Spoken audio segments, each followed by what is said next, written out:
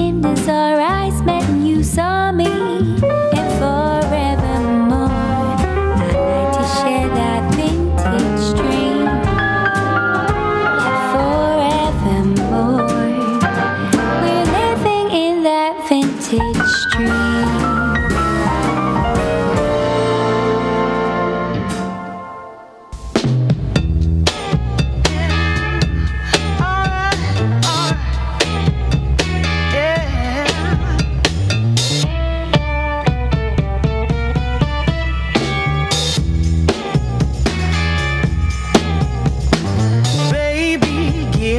I'm thirsty. He grinned as he stumbled through the bar. Well, he said, give me some more love, give me some love, give it all.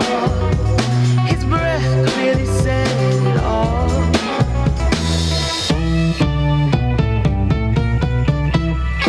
His car was parked behind the back door.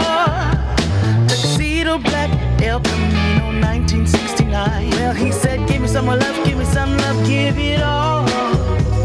His filthy fingers said it all. Yeah. Give it all. Well, he said, give me some more love, give me some love, give it all. His lazy eyes said it all. Come on, come on, come on, come on. Come on, come on, come on, come on. Well, he said, give me some more love, give me some love, give it all. Give me some more love, give me some love, give it all. He said, give me some more love, give me some love, give it all. Give me some more love, give me some love, give it all. All right, give it to me, yeah. All right, come on, come on, come on, come on. Yeah, come on, come on, come on, come on. Well, he said, give me some love, give me some love, give it all. Give me some love, give me some love, give it all. Give me some love, give me some love, give it all. Give me some love, give me some love, give it all. Baby, give me some love. Well, na na na na na na na na na.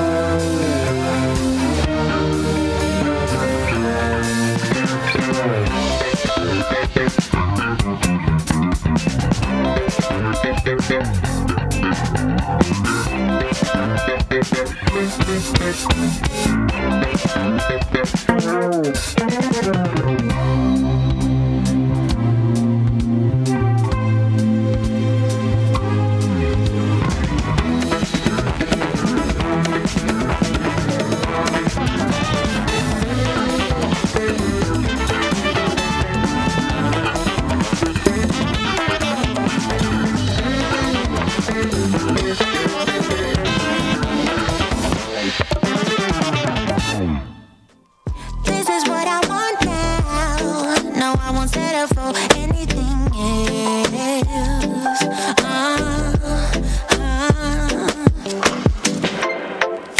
I can't keep pretending. It's not getting to me. It's never ending. Can't give you what you need. Oh no, no. You're misbehaving. Yeah, it's getting to me. It's never ending.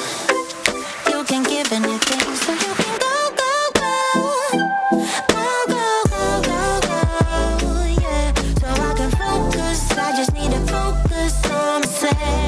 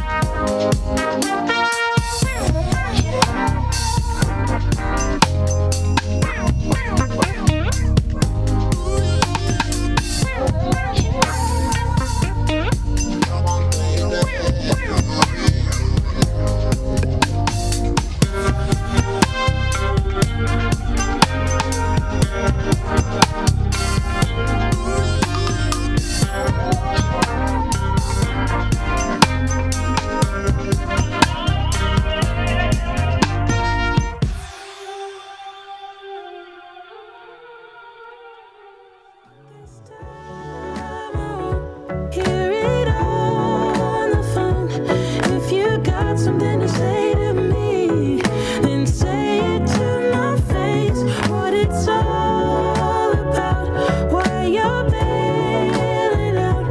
Think you owe me an apology. Just say it to my face. You're sorry. You're so sorry. You're so sorry. You're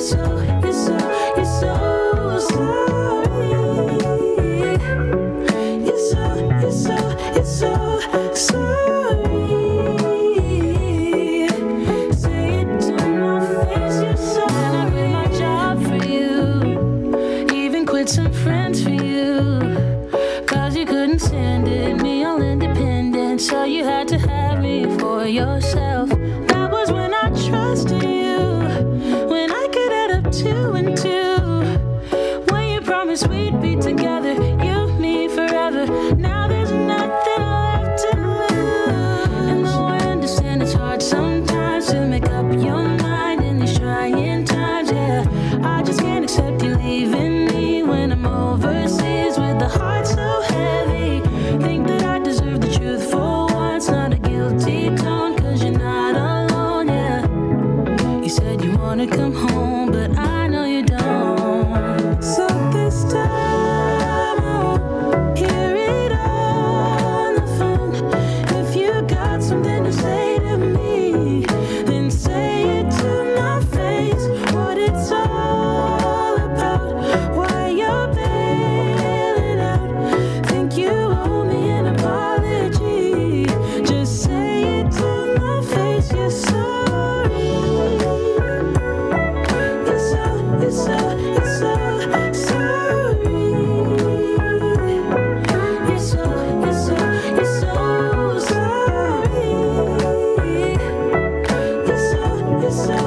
so sorry.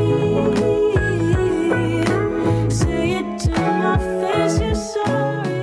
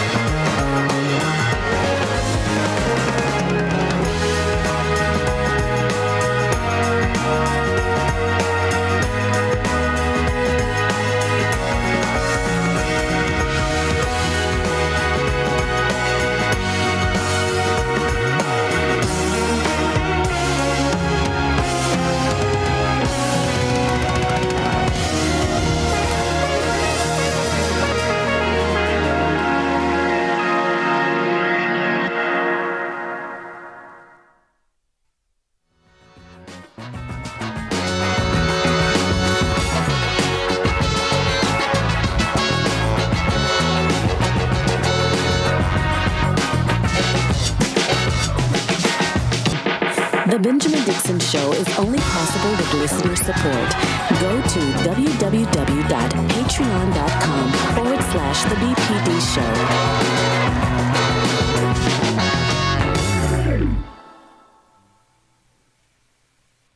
Today is Monday, September 20th, 2021. Thank you so much for joining us.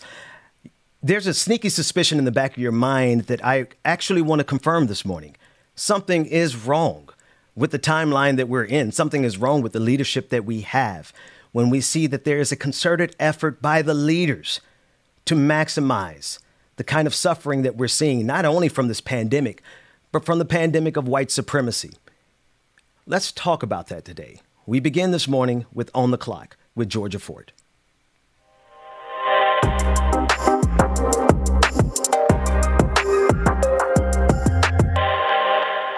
We turn this morning to Wisconsin, where Kyle Rittenhouse is currently undergoing pretrial hearings after being accused of homicide and attempted homicide for opening fire during protests for Jacob Blake. You may remember this. 2 people lost their lives last year in Kenosha, Wisconsin, when he decided to go to a protest where people were outraged about the treatment of Jacob Blake, who was a father. He did live. Jacob Blake did live, but he is now paralyzed. And so the back and forth that's happening right now during these pretrial hearings is prosecutors trying to admit as much evidence that they can to try and show that he is guilty. Of course, the defense is pushing back with a trial that's scheduled to start November 1st. I want you guys to take a listen. We're going to go inside the courtroom. This was a pretrial hearing from Friday. Take a listen at what the judge had to say.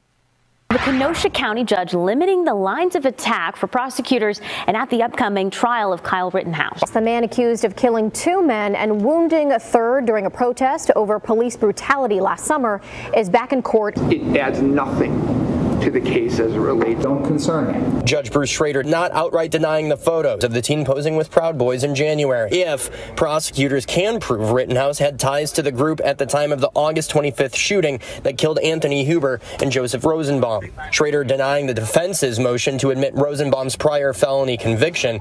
Rittenhouse charged with a number of counts, including first-degree intentional homicide and first-degree reckless homicide. Prosecutors also wanting to admit video taken weeks prior to the shooting of Rittenhouse talking about wanting to shoot CVS customers with his rifle because he thought they were shoplifting.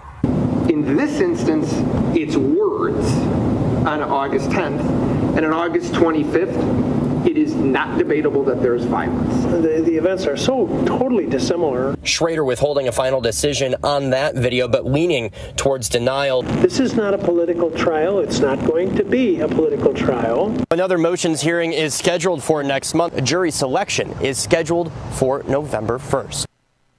Now, Ben, the one thing that people are upset about is the fact that this judge continues to push back on critical key evidence that the prosecution wants to admit, especially the evidence that would tie Rittenhouse to the Proud Boys. Yeah, I think, Georgia, and good morning, it is very evident, and I think it should be apparent at this point that we should not assume that those who judge over us are fair arbiters in the sense that they are not themselves influenced by biases. Because I honestly believe for you to dismiss or to actively pursue the evidence that they're trying to get rid of and that the judge is considering, some that is not going to be submitted, is clearly connected to who this person is as an individual, Kyle Rittenhouse. And the thing that jumped out to the most to me in that clip was when they said that this was not going to be a political trial. Everything in this country is inherently political. And for them to say that, it really shows an attempt to appear unbiased, but is drenched with biases because there's so much about this that is inherently political that has to be addressed. Absolutely. And, you know, I think about the motive. Why would Kyle Rittenhouse go to a protest and open fire? Why would he do that? Ultimately, claiming the lives of 2 people and leaving another person injured, and then have the audacity to show up in court and plead not guilty to all counts, 2 counts of homicide, 1 count of attempted homicide. Why would he do that? And so I think the significance of the evidence the prosecution has obtained that shows his connection to the Proud Boys is motive. That's what that evidence, it doesn't just show who he is. It shows his motive. It shows the why. Why would someone do that? Why would someone show up to a protest and open fire? Well, if you're associated with the Proud Boys, which has a long history of hate crime and violence, well, now, I mean, we can connect the dots a little bit easier. And so I think it's not just a matter of, this group or making it political. I think that is substantial evidence that will help the jury understand this man's motive. That's right. And there has to be a concerted effort to prevent the jury from getting all of this evidence. And so then again, ties to the Proud Boys inherently exposes the political nature of this, because the Proud Boys may as well be called the White Pride Boys, because what they stand for is not only white supremacy, but they also stand for a very specific political ideology, and that's the ideology of Trumpism. So this is inherently political. They showed up as a reaction. They showed up to Kenosha, Wisconsin last year as a reaction to protesters protesting on behalf of Black lives. They will look at, I guarantee you, if you ask this same judge this question, does he believe that Black Lives Matter is inherently political? And I think that you will find it would be exposed what this judge really believes. Yeah. And at this point, I'm wondering why we're not calling the Proud Boys the new KKK, because they are upholding some of the same values, and they are using violence as a means to uphold those values. And so I do think at some point we have to depoliticize this hate group and call it what it is. My other concern here, Ben, I understand, Kyle was 17 when he killed two individuals who were protesting, and now he's an adult. Some people would say that these charges, it's almost as severe as it can get. But on the other hand, I would argue, why is he not facing any charges of committing a hate crime? Yeah. In this, and I guess to whatever extent the law interprets political violence as a hate crime, because the victims here, I believe they were white Americans, and so they're going to disconnect automatically the lens of hate crimes. But here's the gag, right? This is directly rooted, and the question is a great one, because clearly this is rooted in hatred, a political hatred, ideological hatred, and hatred that is connected directly to white supremacy, because those two white people who were killed in this protest, they were out there protesting on behalf of Black lives. Mm-hmm. Yeah. And this isn't a new hatred.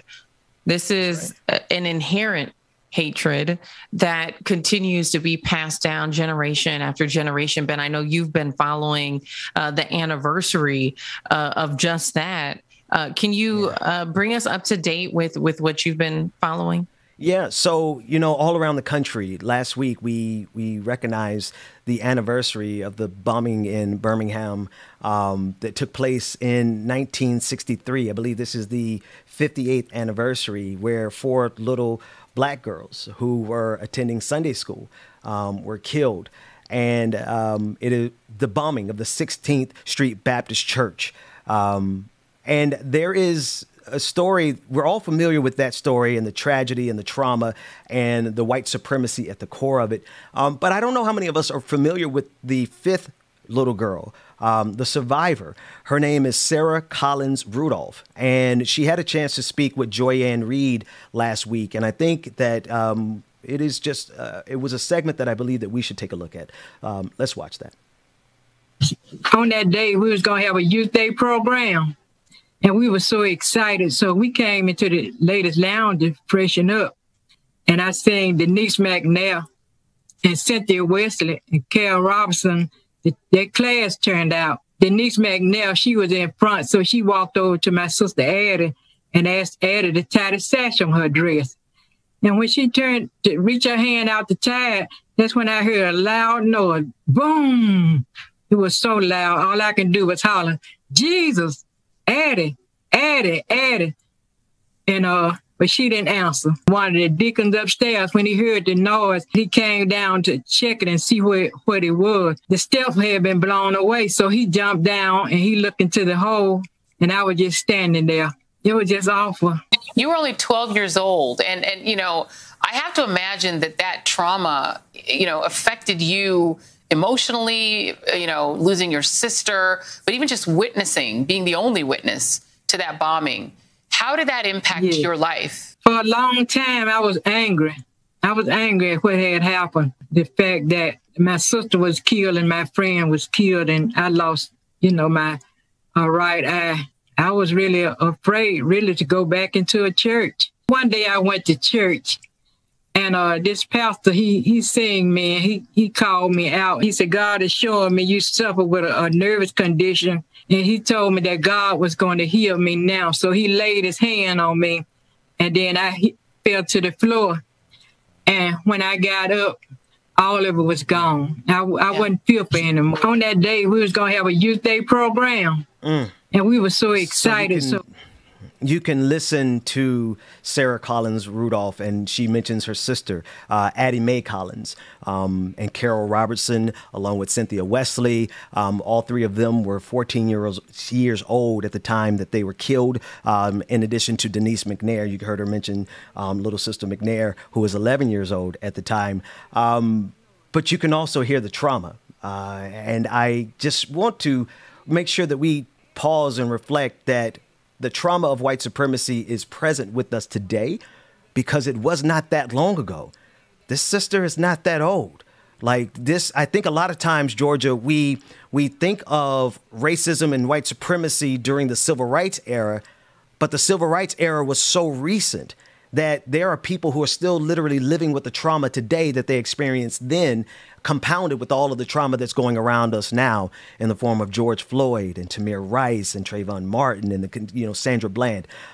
So this is the anniversary that we want to take a moment to recognize, the 58th anniversary of the bombing of the 16th Street Baptist Church in Birmingham, Alabama. It is absolutely heartbreaking to reflect on this history, but this is the history that we stand on. This is what has gotten us where we are today. And so also on the other coin of that trauma and that pain that our ancestors have had to endure, on the other side of that is so much strength and resilience. And so I am also reminded of the courage that it took for so many people to stand up and demand better, because their lives were at risk, and even in looking at so many lynchings that have happened across this country, there's still so much justice that's unaccounted for. A lot of the lynchings that happened, a lot of the bombings, there was never anyone who was held accountable. And I think that is part of the reason why we see a generation now that puts so much stock into these trials, even reflecting on the Rittenhouse trial, because people want to see that we have evolved to a place as a country where justice can be served inside the courtroom and out. That's right. That's right. And I think if we contextualize it for the timeline of history and we realize how few years we are removed from this, then I think we can have a proper understanding of where we are in our fight against those systemic forces. And what I mean by that very simply is we're not so far along in this battle that we should not expect to have some, to knuckle up a little bit in these fights. Right. Because this sister could be one of our aunties, Georgia. Yeah, absolutely.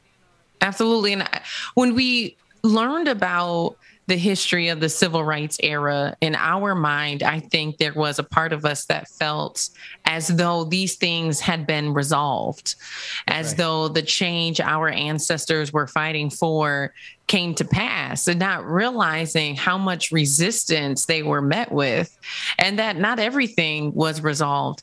I was reminded recently, Ben, of just how I'm going to go really microscopic to give a larger example. I was reminded recently just how long change takes. For example, for those of you who have ever had braces or done Invisalign, that is a grueling process that you go through for weeks and weeks, if not months and months, and for some people, years, right? And every day, that's something, it's a part of your life every single day. And for the most part, it can be painful at times, right? And so on a personal level, that's a very microscopic example. You wake up one day and you say you want straighter teeth, you want better teeth. And so you undergo this extensive lengthy process in order to get the change that you're seeking. But you know it didn't happen overnight. It's not going to happen in one day. It's not going to happen in 1 week. And so when you think about the systemic change that we've been pursuing for, I would say, a few centuries, we're not talking about someone's teeth. We're talking about a societal issue, a systematic issue.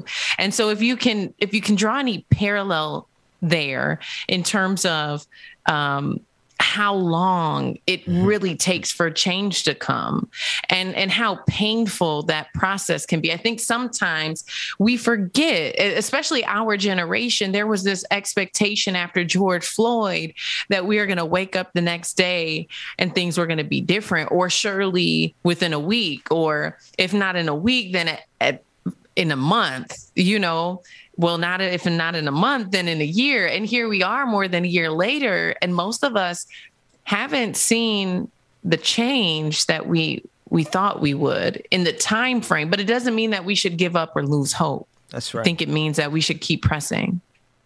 Georgia, everything that you said is 100% what I'm going through on a personal level, trying to get this lower back of mine to cooperate with the fact that I'm going to exercise. And it just takes so much time to go through the physical pain and the physical therapy and what you're saying, the metamorphosis, right? That transformation into a more perfect union. It is a painful process. And where we are, I think, in the era of time, specifically in terms of American history, I think we can clearly see that we're at an inflection point in American history where this country is trying to decide whether or not it is going to continue to serve the interest of white supremacy, or will it serve the interest of marginalized people, the people in general, we the people. And then I have to add on to top of that, like you really opened up an entire lens through which we can understand this. The amount of time that it takes for us to realize how detrimental this greedy system is, how far the system will go for its greed. We're really at an inflection point where the people can clearly see something has to change. The question is how will America respond? Yeah. Well, I would encourage people to keep pressing forward, because we know that there has been so much resistance, and even so much so that we see fundamental systems that have been put in place, fundamental protections that have been put in place, whether it's voting rights or Roe versus Wade, that our nation is beginning to backpedal on some of those protections that have been fought for. I want to turn now to a soundbite from Senator Josh Hawley. He has been advocating on this issue. He's been very outspoken. I know one of the largest arguments surrounding people who were against the bill that just passed in Texas, many people saying, what if a woman is raped? Shouldn't she be allowed to make a decision on whether or not she wants to keep that baby? Take a listen at what Senator Josh had to say on this issue. Here's what I believe. This is a conviction in my heart. God has dreams for America that aren't fulfilled yet. Do you believe that? There's more to come. The best is yet to come, because we serve a king who is on the throne and his kingdom is ever advancing. Here's what I want to say to you today. It can feel like we're under siege. It can feel like we should be hiding, like we should be quiet, like we should be curled up and in a ball. And what I think the Lord is saying to us is, rise up, mighty men and women of valor. Rise up for this time. Rise up. The Lord is on the move. We're going to see the death decree of Roe v. Wade overturned in our lifetime.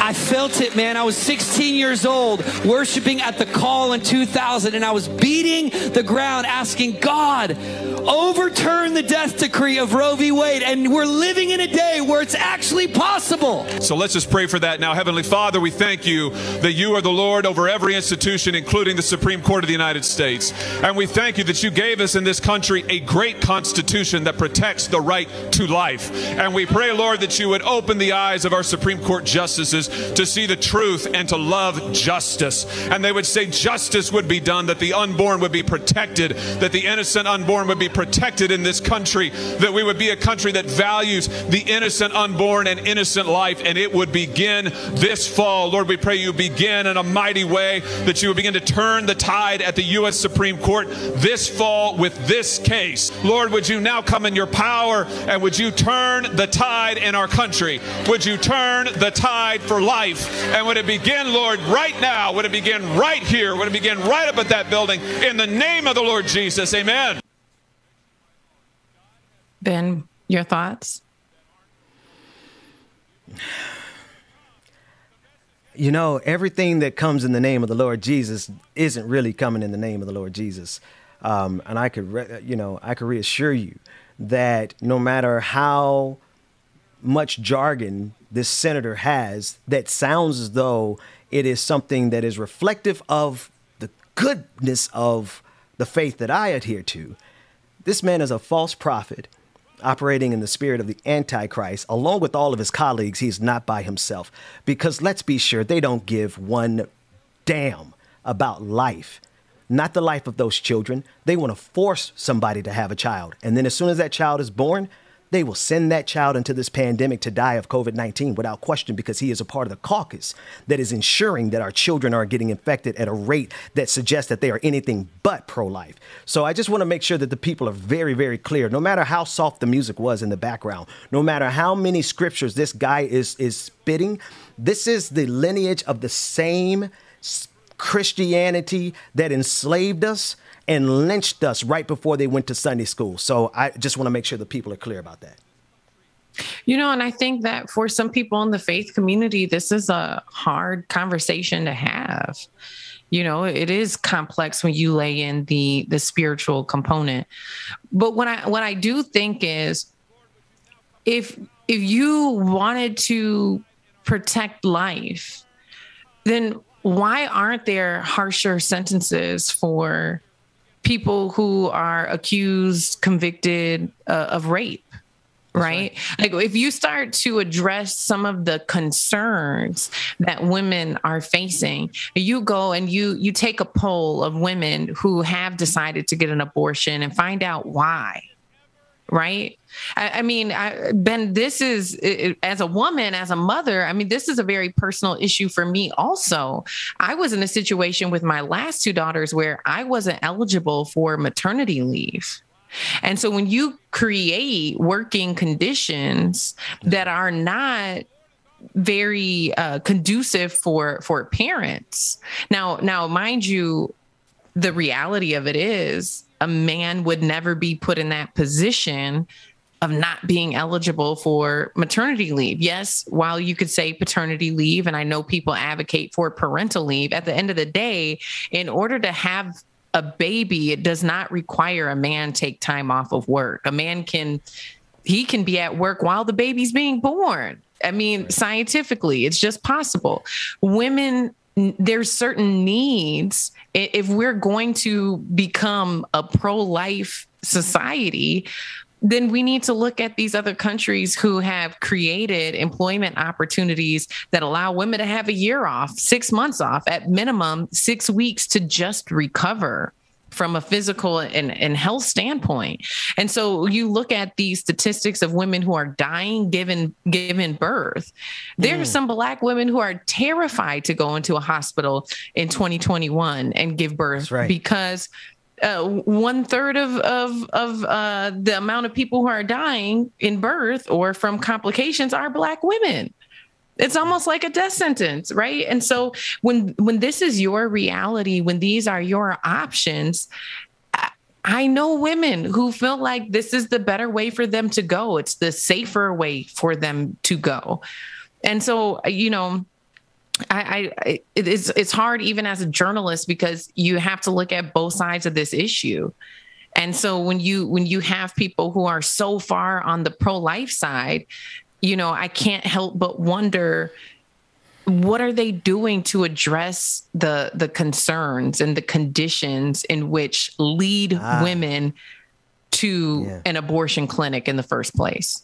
Right. I was going to say that they're doing nothing, but that's not actually accurate. They're exacerbating the situation. right? They're doing everything they can, right? They're trying to pay the smallest amount of wages. These are the people who are fighting against a livable wage. They're okay with you working longer. They're okay with you working for an hour and only being able to barely afford a value meal, right? $7.25 an hour. The average value meal is like $8. That's the kind of system that people like Josh Hawley and the Republican Party and some collaborators in the Democratic Party are perfectly okay with. And if you really talk about the issues, you mentioned the data, the Guttmacher Institute really breaks this down and shows you that the vast majority of women who are making these decisions are married women who are making this based on a financial decision. But this is a country that has monetized and commodified all of our survival. So here's what they've given us. They want to force births in a situation where these babies that are born are nothing more than cogs in their machine to make them money. And that's exactly what they want. So this has nothing to do with life. They stop caring about you as soon as you're born. Yeah, and when you look at those entry-level positions, you go to work for 40 weeks and you come home, you can't even afford childcare. So where does your child go while you're working? I mean, at the end of the day, Ben, you put it simply, you know, there's a machine here that has commoditized every single thing that we need to survive. If you can't even afford childcare, how can you go to work in the first place if you have a child? You can't. If you can't afford childcare, now let alone housing, and so yeah. Mm-hmm. Yeah, and then they say, "Oh, well, you're not a good parent," or "Why aren't you working hard?" I just want to enter into the record of this episode that the hardest working people I've ever seen in my life got up at about 5 o'clock, and they're going to make sure that they can serve you some breakfast on your way to your middle class or upper middle class job. The hardest working people in this country, but they insult them. And now not only are they not making it livable, they're saying if you perchance happen to have sex, because, you know, that's really what this is also about. This is about the controlling of these men. These white Christian men want to control the sexuality of everybody in this country. And if you so happen to have sex and got pregnant, well, then you were going to be forced to have that child, even though these evangelicals can put their mistresses in their expensive private jets and fly them to a state where they can get an abortion.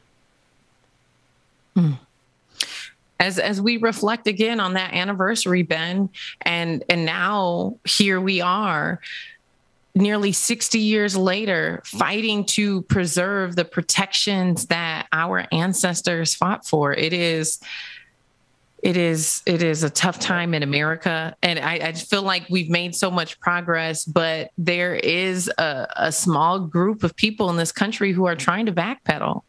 That's right. Whether it's voting rights, whether it is a woman's right, whether it is whether it's a livable wage, right? We are down to the fundamental elements of survival in this country, and we have a faction that is in control of our system that is saying, don't actually think we were going to deal in good faith, because if your vote undermines our power, then maybe we shouldn't let you vote. Well, I know that is our time for this morning, Ben. People should stick around. What's coming up next? What's coming up next is we're going to dig into these Republican governors. There are Republican governors, particularly across the South, that are doing everything they can to get people killed, but also they are doing everything they can to pour salt into the open wound, the traumatic wound of rape victims. Greg Abbott from Texas said some of the most obscene things that I've ever heard with regard. The illogic, the fallacy behind his entire argument about justifying this abortion ban, regardless of rape. I think it is something that people really need to take in consideration. So we're going to dig into those three governors in the next segment.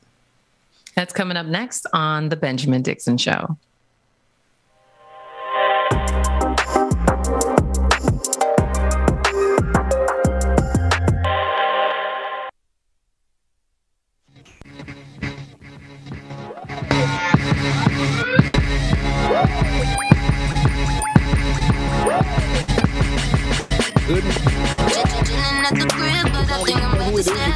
The sound exclusive is in the building. Good morning, everybody. Hey, happy Monday to all. Today, September 20th. Like I did was so super busy, and I'm super tired. But hey, the world keeps going, but don't stop, y'all. Good morning, everybody. Grab your tea, your coffee, whatever it is you need. Brooklyn morning started. Good morning, everybody. Summertime, don't lie. If you're thirsty, it's okay. I do it every day. Boys line up around the corner. Wait for my lemonade. Wait for my lemonade. It's my lemonade. Make the boys say, hey. It's my lemonade. Make the boys say, hey. It's my lemonade. Make the boys say, hey. It's my lemonade. Posted with my girls, all the boys wave when they pass by. All around the world it's the same thing every time. Yeah. Miss a Mauritian man like it's Christmas. I be on your wish list. Know you wanna kiss this. Summertime. Good morning again, everybody. Welcome. Good morning, y'all. Courtney to SLB. On and goes. Kev Z, what's going on, brother? Rain Dusul, good morning. Mark S, good morning. So I'm not sure what you're hearing. Dwayne, you hear anything weird in the background? Let me know. Lily, good morning. The weekend, like I said, was busy. Had a launch party and everything, but it was awesome. Evergreen, good morning. Esther Broshin, good morning.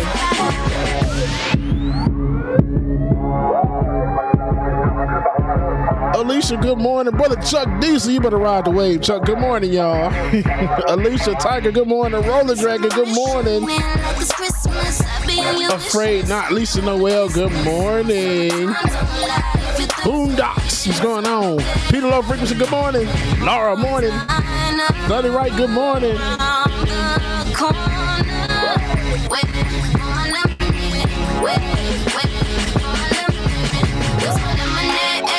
Boys say, hey, that's my lemonade. Make the boys say, hey, that's my lemonade. Make the boys say, hey, that's my Julie, good morning, Julie.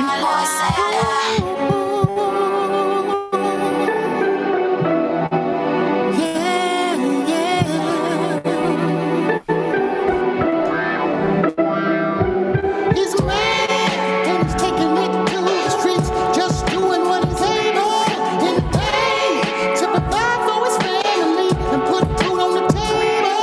It's cold outside, but the package is hot. Miss Nuru, good morning. Martha Benton, good morning, y'all. Stay smooth and make it back to the spot. I remember vividly, etched in my mind like filigree. Visions of a gritty street, living so my kid can eat. I'm chilly at the hideout, that's my vanity. The phone rings, a voice says it's ready for delivery. The package, the message clear my head like antihistamines. Time to do my job, consider me the man of mystery, the secret agent. And you're the boss is known to be impatient. She need the package, she says it's so close she can taste it. I saw the look in her eyes. Good morning, Georgia Fort. Good morning. Shout out to Georgia Fort, y'all. The clock with Georgia Fort this morning. Y'all make sure y'all stay tuned. We got more coming up next from the Benjamin Dixon Show, y'all. Stay tuned. Gas pedal, blast off across the asphalt like NASA shuttles. Cars in front of me, I pass a couple, then check the rear view to see who's creeping behind me. Eyes in all directions, I'm never stepping blindly. Dragon Bang, good morning. Just doing what he's able in the day to provide for his family and put food on the table. It's cold outside. Starshine Song Dragon, I'm doing pretty good. How about yourself? Good morning to you. Synthos, good morning. Yo, I'm never rushing. On time every time, no discussion. Moon shines down like it knows something. I hope it doesn't. I'm at the pickup spot that got the best product. Package in the back of the restaurant. The chef's got it. I step inside, he approached me slowly. No words needed, only a nod because the homie knows me. My cash is counted perfect, ready for the handoff. It go down slick as a magic trick. Call me Gandalf. Now I'm back on the street, bag full of heat in the passenger seat, and I'm gnashing my teeth. I feel the hunger too, but I stay loyal. Gotta get the package back to the boss before. Luke Kane, good morning, brother Luke Kane. Shelby Hall, good morning to you. The only thing that satisfies her appetite. Laura Estrada, good morning. My love for her is crazy. I'll make it back safely and watch her face light up because it's that tasty. I could really use a change of scenery. Yeah, everybody smoking all the greenery. Yeah. The Pioneer, good morning, y'all. Good morning, everybody. Make sure y'all stay tuned. We got more coming up next. You do not want to miss this.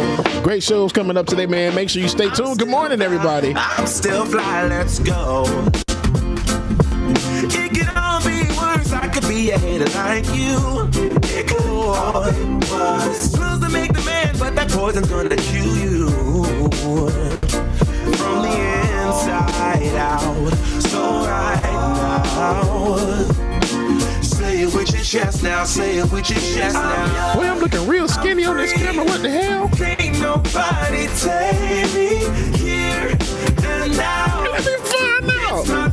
Looking in the mirror. What Nikki say? Looking in the mirror like, damn, I don't brag enough.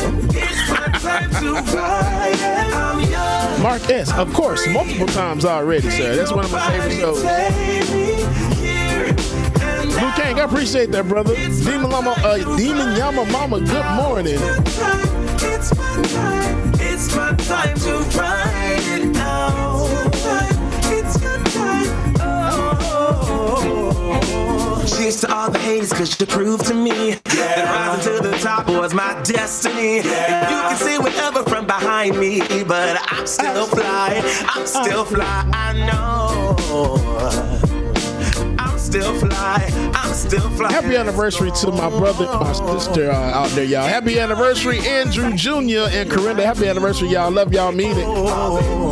Supposed to make the man, but that boy is gonna kill you from the inside out. It's time to say it with your chest now. Say it with your chest now. I'm free. Can't nobody take me here and now. And real quick, y'all, we're going to start the show real quick. Jam Toom says the trauma of white supremacy is still here. We haven't left that era entirely yet. We are just not pushing whiteness aside and the harms it caused through its imperial need to be the top dog. Amen, Jam Toom. Thank you for your super chat. And shout out to everybody on Twitch this morning as well, too. And lastly, Laura Estrada. Laura Estrada said, this hurts my soul, especially hearing of such a false print, man. Shout out to Laura Estrada. Thank you so much, all, for your super chats. Good morning, Mom and Daddy. Let's get it started, y'all. Y'all, welcome back to the screen. It's about to go down. My brother from another mother, Benjamin Dixon, y'all. Good morning, Brother Ben. Everybody's going somewhere.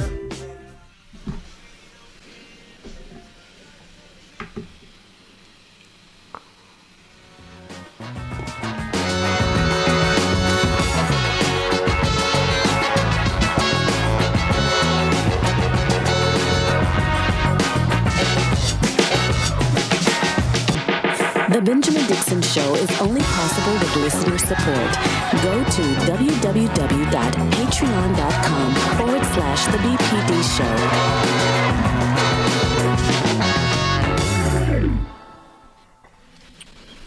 Welcome back, everyone. Benjamin Dixon here with my brother from another mother, DJ Exclusive. How you doing, man? I'm pretty good this morning, sir. How about yourself? Man, I'm good, man. I'm good. Just sitting in the background, vibing to the music that you are providing through your ministry of music, DJ Exclusive. We appreciate you, man. There's a clip that we were supposed to get to in On the Clock, and we ran out of time because the conversation just got so rich. It is quite honestly a conversation that should not be had just by two guys. However, I think it actually is a conversation that should be had by men because we're the culprits in probably 90%, 95, 99% of all instances of rape. Men are raping women. The insult to the injury of that reality is the Republican governor, Greg Abbott. Mm-hmm. His response to the abortion ban criticism, which is a valid criticism no matter what term, is that, well, rapes, we're going to solve all rapes. Basically what he said.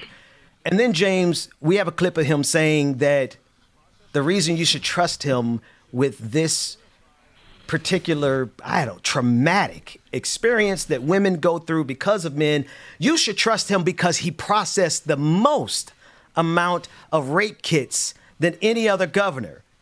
Which tells me, Governor Abbott, that's exactly why you are unqualified to tell us that you're going to fix all rapes. Especially as it pertains, James, to the fact that women who are raped they're not going to be able to get an abortion after 6 weeks in the state of Texas because of Governor Greg Abbott. Let's take a listen in to this monster.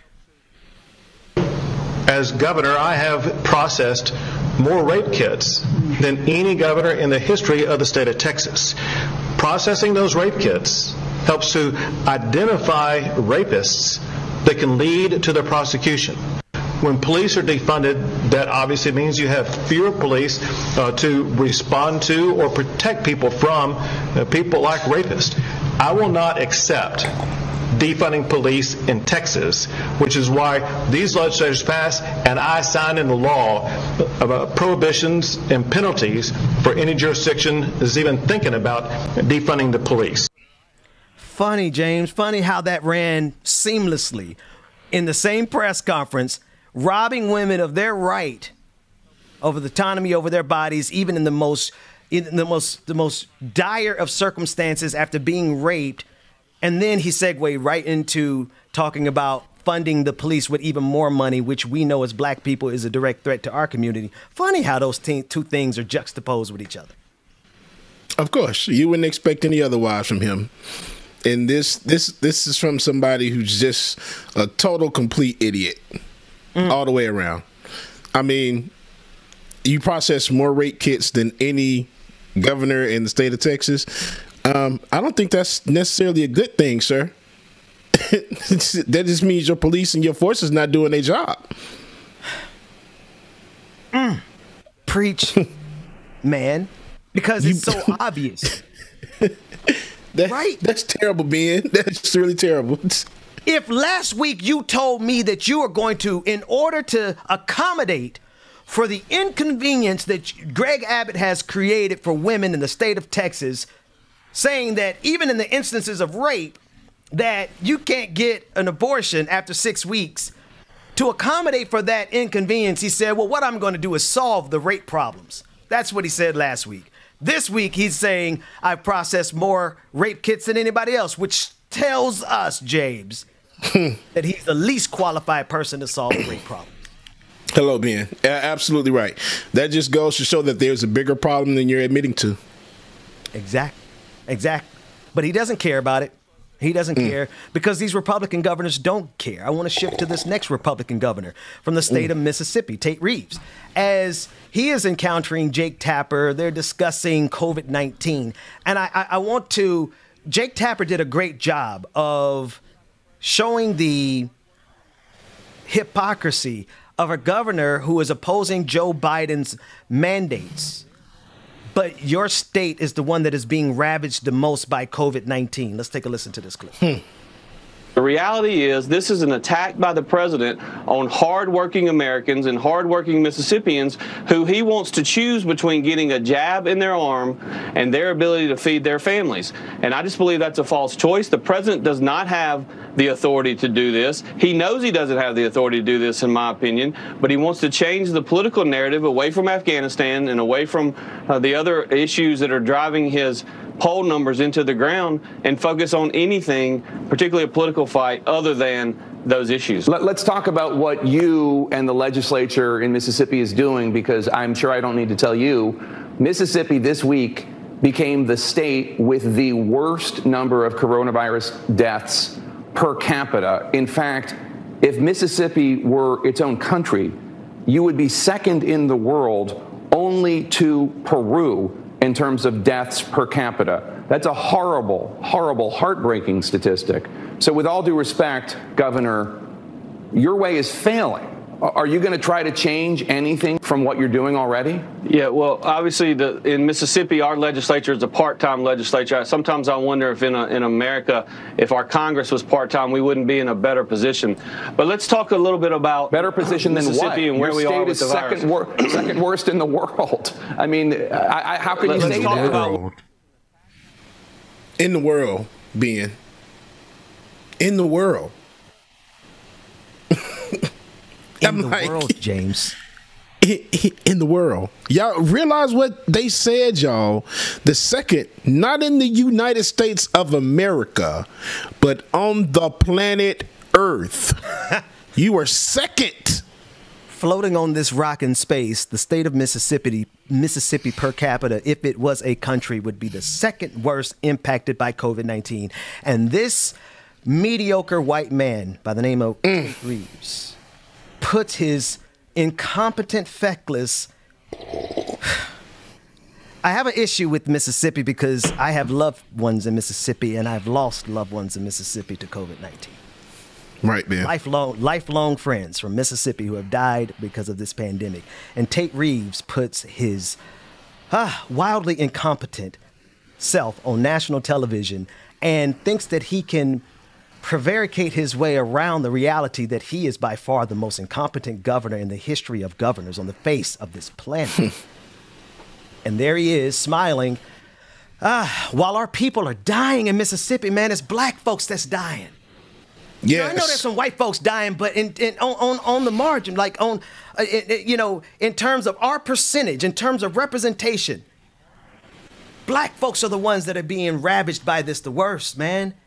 And this incompetent, mediocre white man who probably has the comprehension skills of a sloth, but because we reward the village idiots in this country, he moseys his ass into the highest seat in the state of Mississippi.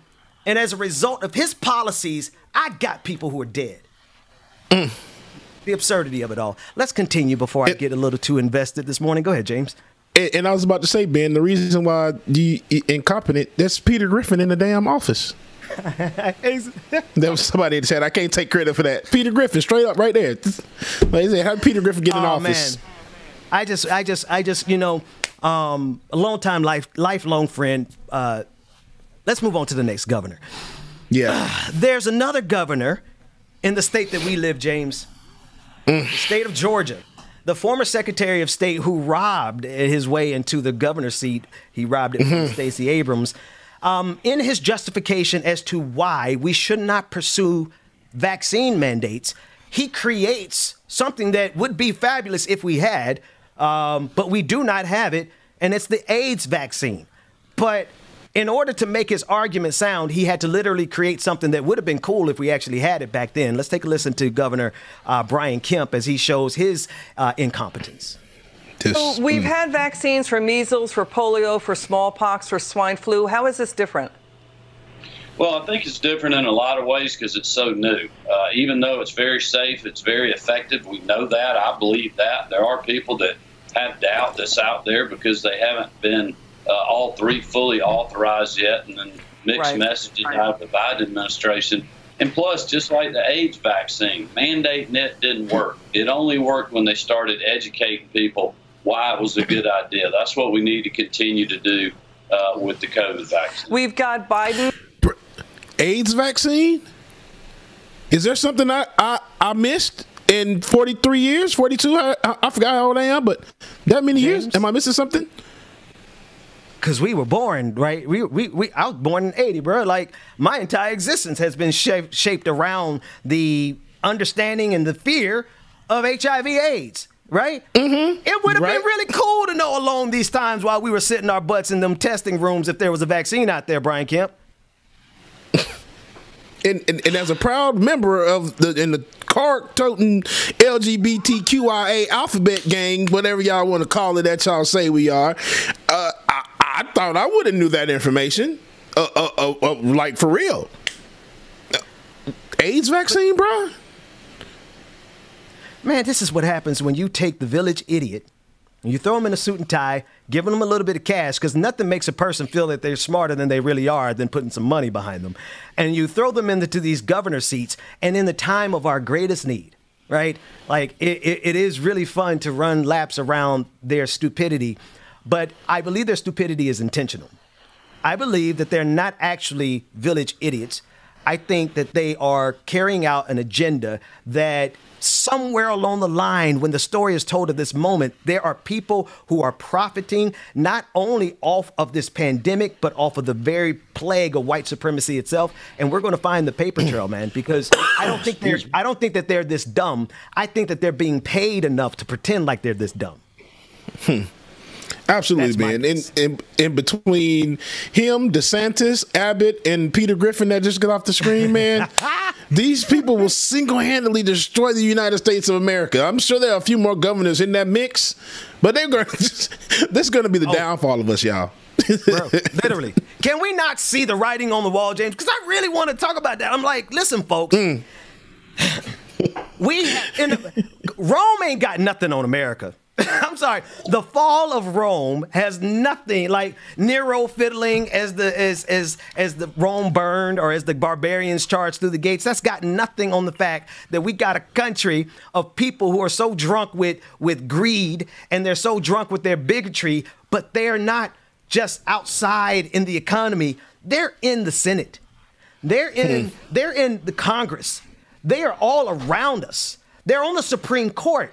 And they're making these decisions that are affecting the lives of people not only in the United States, but also across the globe. So we got to really understand what's going on. And they are buffeted by a group of people who actually, I'm going to throw audible. I want to go to the commitment, BPD 5, the commitment that these people have to this white supremacy / Trumpism, because I think Trump is the very best way for us to kind of understand the totality of he wanted to be a dictator. He was a mediocre white man who happened to think he was smarter than he was because his daddy gave him $1 million investment. That's how he got started. The white supremacy, the bigotry, and the greed. Donald Trump was like this perfect confluence of all of those things that are going to destroy America, like you said, James. And I want to go to a clip from Newsmax.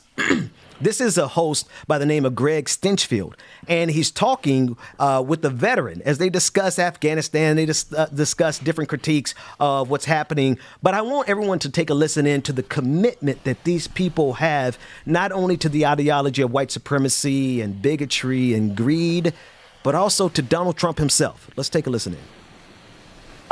I can tell you this didn't happen under President Trump. And I know there's a lot of people on the left that want to try to blame President Trump. He wanted out of Afghanistan real bad. He was real frustrated not being able to get out. But he didn't pull out because he knew this would happen. In fact, we all did. I called it on this program. My 12-year-old son knew about it. And so I've got Americans there that are stuck. To me, that's a hostage situation. But, Joe, I appreciate you working to get them out. I really do. And I wish you all luck in the world. With due respect, thank you for with due respect, Grant, I mean, like, veterans, you know, being one, right, and our friends are over there. Right. We followed this closely from multiple administrations, and we know that Trump's administration's efforts here were fairly weak, that they were trying to limit the number of people that would get out. And so there was coordination problems. Joe, I'm going to cut you. I'm already weak. I'm already low on time, Joe. Joe, cut him off, please. Cut him off now. Cut him off now. You're not going to blame this on President Trump on my show. That's not happening. Now, I appreciate the work that you're doing. God bless you for being a veteran. God bless you for trying to get Americans out. But don't come on this program and take the talking points of the left and blame President Trump. That's not helping anybody. The Biden administration screwed this up from the very start. You know it. I know it. The country knows it.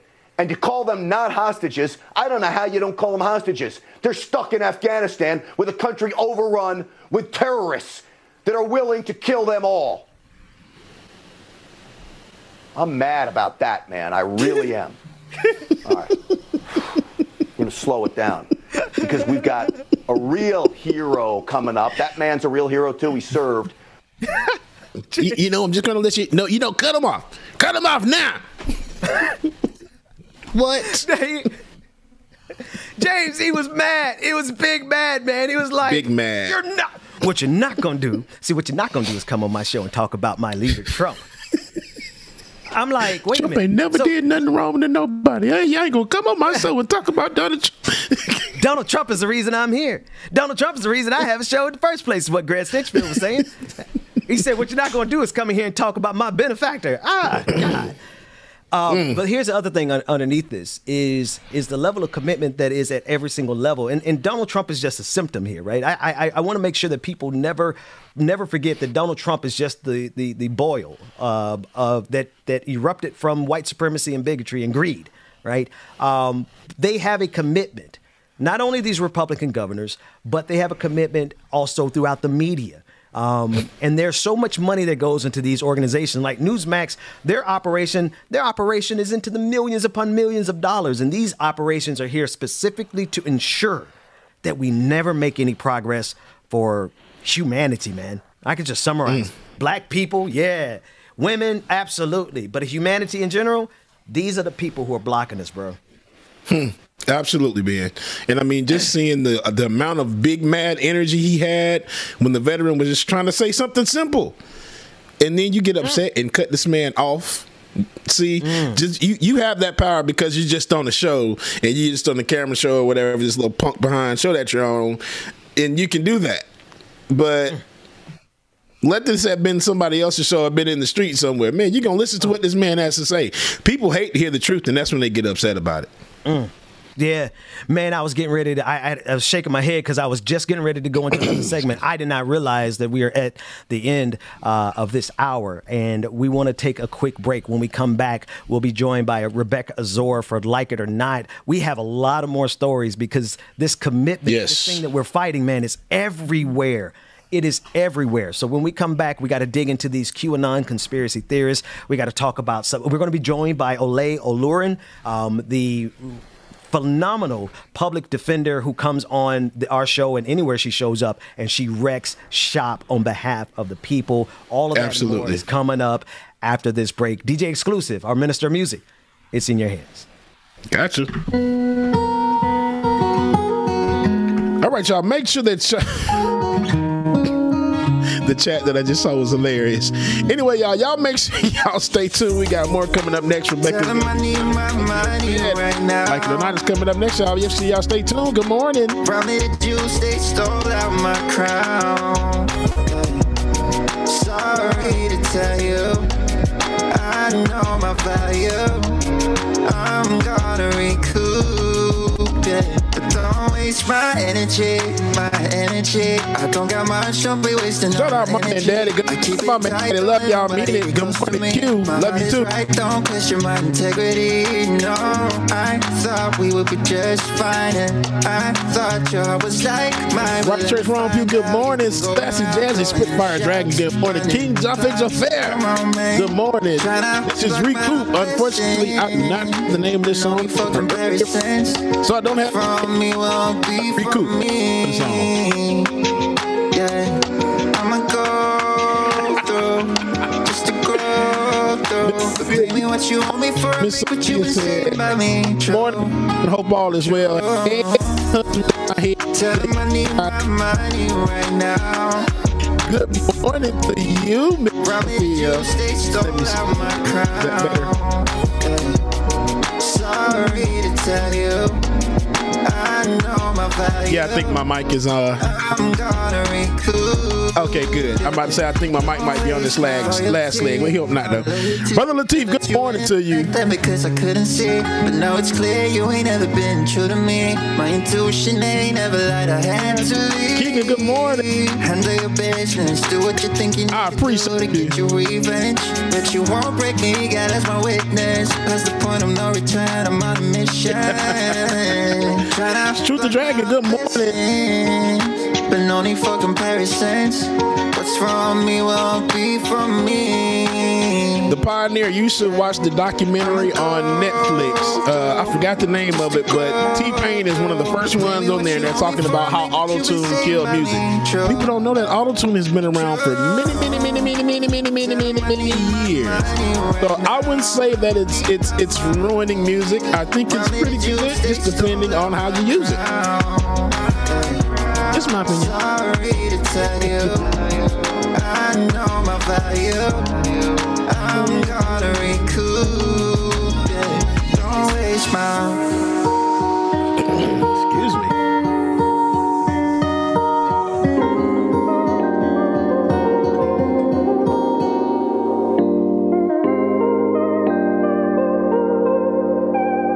Patricia, good morning, Patricia. Sometimes and then you don't. Sure. You thought I would stay, well then I won't. Don't wanna keep you around anymore. Oh. That's y'all make sure that y'all stay tuned, man. Rebecca's gonna be joining us momentarily, so make sure that you stay tuned. Don't wanna tie yourself down, afraid of getting bored.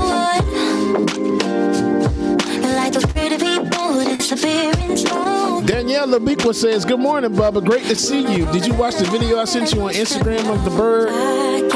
Danielle, Well, let me see if I did get it. I get so many DMs. I be popping like that. Let me see if I did get it, and I'll let you know. You brought this on us, and you don't know how deep it cuts. No, you don't know how much it hurts. You can't hold on. It's slipping through your hands, and I won't try to understand. It's all gone, it's all gone. Under your command, under your command.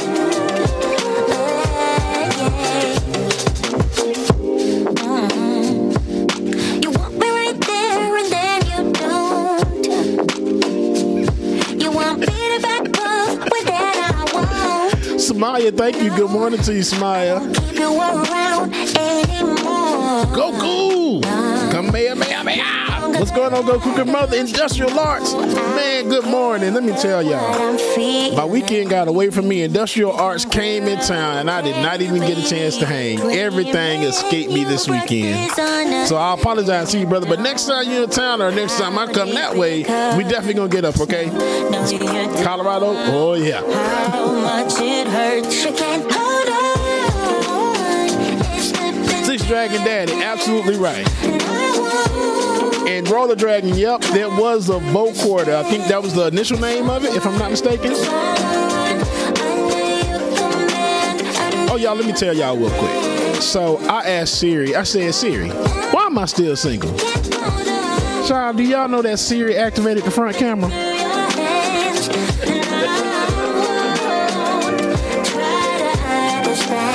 So I switched to Android yesterday, so. Oh, hating ass heifer. Can't stand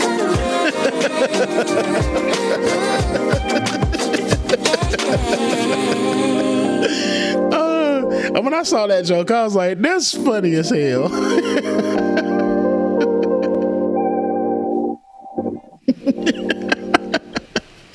Oh my gosh. Huh? Ben, what I did, Ben? Wait a minute, man. What? Wait. I said it wrong. I meant me and Jay. Siri did what to you when you asked? Wait, that might be one of the best ones I heard yet, James. Give it to me again. Man, I asked Siri. I said, Siri, girl, why am I still single? This heifer turned on the front camera. And you switched to Android. I switched to Android. I threw her ass away. I'm like, you ain't gonna get on me like that. Not today, Satan. Not today, Siri. Listen, James, drop me a little beat in the background. I want to introduce a clip from a guy by the name of Drew Comments while we're on a quick interlude. And it's why I took the vaccine and how it's made. Check out this brother, a couple clips. So let's take a look at it.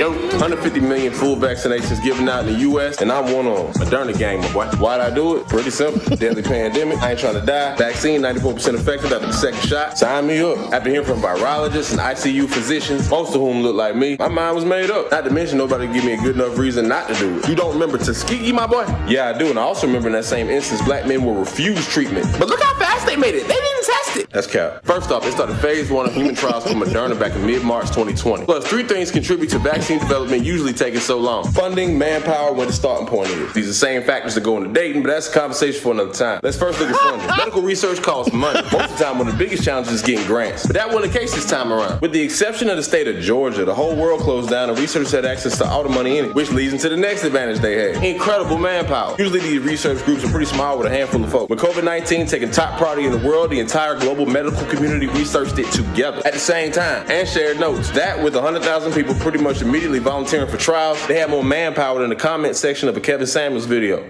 Anyway, third part is the starting point. mRNA is new, but it ain't that new. It's been studied for the better part of 30 years, going back to the early 90s. We're talking about days of mama said knock you out. Some of y'all too young for that. Technically, I am too. But you don't even know what's in that vaccine. And it be causing Bell's palsy and autism and making women infertile and having miscarriages. Big cap, New Era cap, Michelin Ness. In my Moderna vaccine was messenger ribonucleic acid, lipid nanoparticles such as SM102, polyethylene glycol 2000 dimethylglycerol, cholesterol, and 1,2-distill-raw SN-glycerol 3-phosphocholine, trimethamine hydrochloride, acetic acid, sodium acetate trihydrate, and sucrose.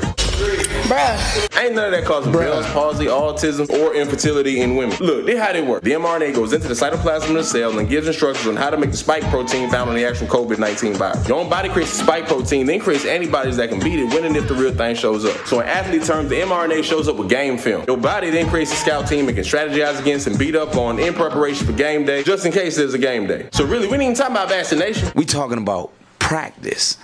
As with any vaccinations, there are minor risks. So talk to your doctor. They're gonna tell you the same thing. Then go get your shot. Because it don't make sense to be more afraid of the vaccine than you are of the actual virus. That's bass backwards.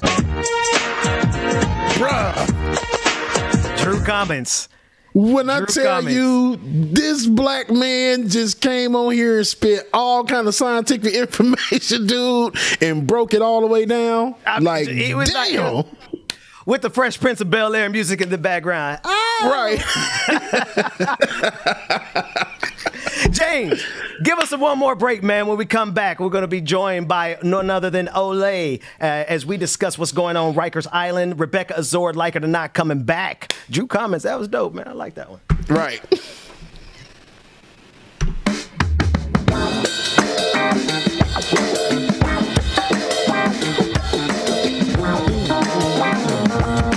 All right, y'all. Make sure that you stay tuned, y'all. We got more coming up next. My soul on fire. Brother Chuck needs you caught that too bass backwards. I like that. And every evening, and maybe we can't get any higher.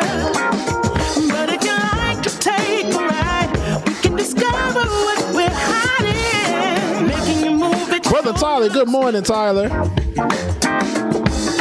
Playing it cool like you know you should. Gonna smile, that's one of a kind. And I can't get you off my mind. I'm running too hot, I need to cool me down. I'm flying so high, I don't see the ground. I'm running too hot, I need to cool me down. I'm flying so high, I don't see the ground.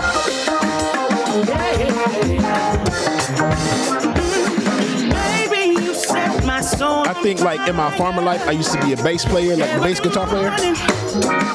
And every evening, and maybe we can't get any higher.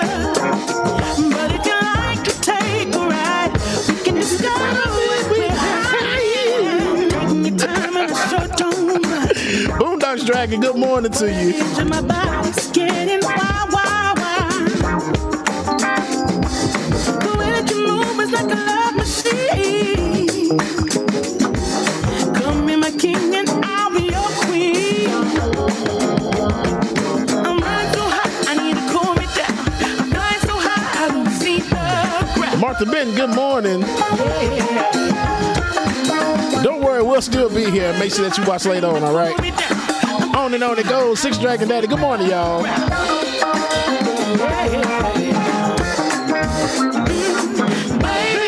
set my soul on fire.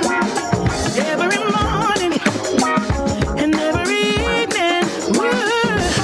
And maybe we can. Real quick, y'all. My old aunts would come up to me like and tease me at weddings and everything, and then be like, "Well, Bubba, do you think you'll be next?" And you know, that real quickly once I started doing the same to them at the funerals. Every morning and every evening. And maybe we can't get any higher. Y'all didn't get it. Y'all didn't get But it. if you like to take a ride, we can discover what we're hiding.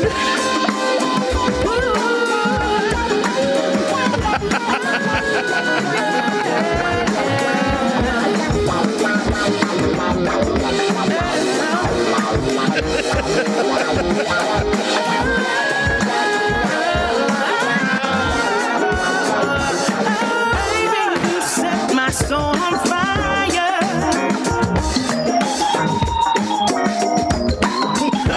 That was a little morbid. And maybe we can't get any higher.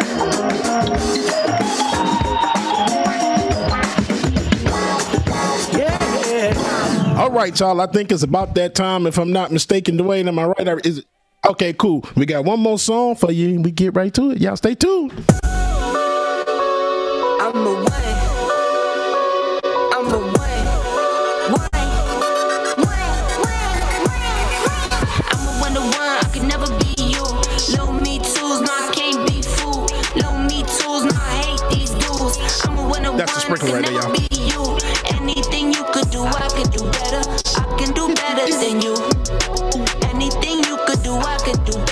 I can do better than you. I'm just having a good old time this morning by myself. You thought it was a drought, that's cap. I get the front and I get the back. Lil Uzi the face. Ooh, Laura Estrada, that would be dope as crap, man. Bought a new beamer, I run it to the ground. Barbara E. Brown, good morning. Ty Snoopy, good morning to you. Brother Bryce, good morning, y'all. Talking too much, say less. Justice Draconis, good morning. Say less. If you can say it best, say less. I'm taking all best, say less. Talking too much, say less. If it's less than a check, say less. If you can say it best, say less. I'm taking all best. It's the coffee, that's what it is, y'all. It's coffee with almond milk. It has a lot of energy, healthy energy. Yeah. Don't need tools, no, I hate these dudes. I'm a winner one, I can never be you. Anything you could do, I could do better. I can do better than you. Anything you could do, I could do better. I can do better than you. Yeah. I can never borrow from no man. How you talking ownership and no land? I got my roll on, now rolling. I drive on my cars like they're stolen. You got on and put your homies out for ransom. Come on, coffee mix with melanin. Yes, sir. All this blackness on the screen. What's going on? Me and my DM tryna link up. I leave them on wreck and get a no jam. I'm a one to one. I can never be. Hollywood, good morning. Sweet Bingo 45, good morning, y'all. Y'all make sure y'all stay tuned like it or not. It's starting up next. You do not. Never be you. Anything you could do, I could do better. I can do better than On it, Dragon, yes. Miss Sugar and Metal, you know. I can do better than you. I'm a one to one, I can never be you. Little me tools, no, I can't be fooled. Little me tools, no, I hate these dudes. I'm a one to one, Lipsha, good morning, Lipsha. Anything you could do, I could do better. I can do better than you. Anything you could do, I could do better. I can do better than you.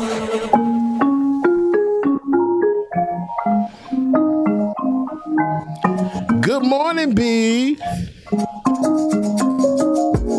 It was just a misunderstanding.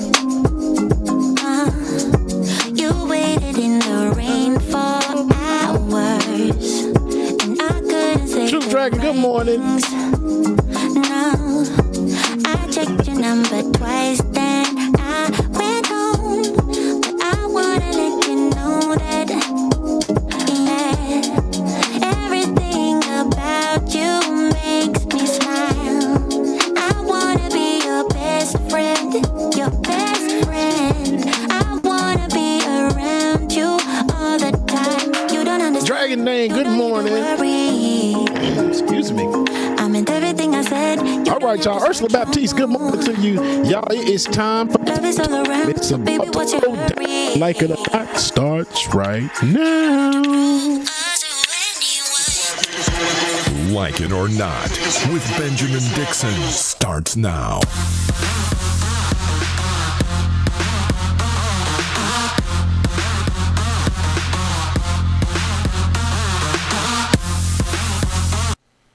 What is Good the morning, 808? good morning, Good morning. good morning, good morning. Good morning. Girl, y'all, what you doing, girl? You know how we do this. Girl, it was Good morning giving. and welcome.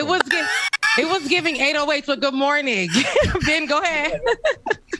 It was giving a lot of energy this morning. The energy is on 10, on 12. But good morning and welcome to Like It or Not, where we're free to tell the truth and not care who doesn't like it. It is Monday. Girl, not hey, at all. Olay, how are you doing, girlfriend? What's up? Good. Glad to be up. I got so much work out of the way today since y'all had me up early. Girl, you acting like you in LA. You're giving us a girl, you right up there in New York. I'm not a morning person. Y'all got me off to an efficient day. I was gonna say, I thought you were in New York. We brought you in because I thought you were in New York, and I feel like she was in. Hey, I feel you. Welcome. It's good to see you. How have you been? I'm good. Just working. Y'all know what I do. Yeah. Right. Yes, you shut down the internet a lot with your beautiful your outfit choices. I'll be like, yes, where's she at today? Today. Well, and you're listen. also a lawyer as well. Look, and you also do that too. So for the people who don't know. For the people who don't know who you are or they're new to our channel today, introduce yourself. Let them know who you are and what you do.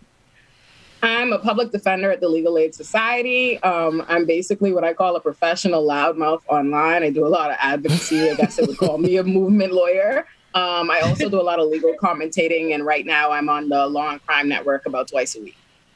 Oh, wow. Nice. That's you see, dope. Listen, she's books and busy, honey. She's books and busy. She reads people. I see you everywhere. I see you everywhere now. It's like me too. Me too.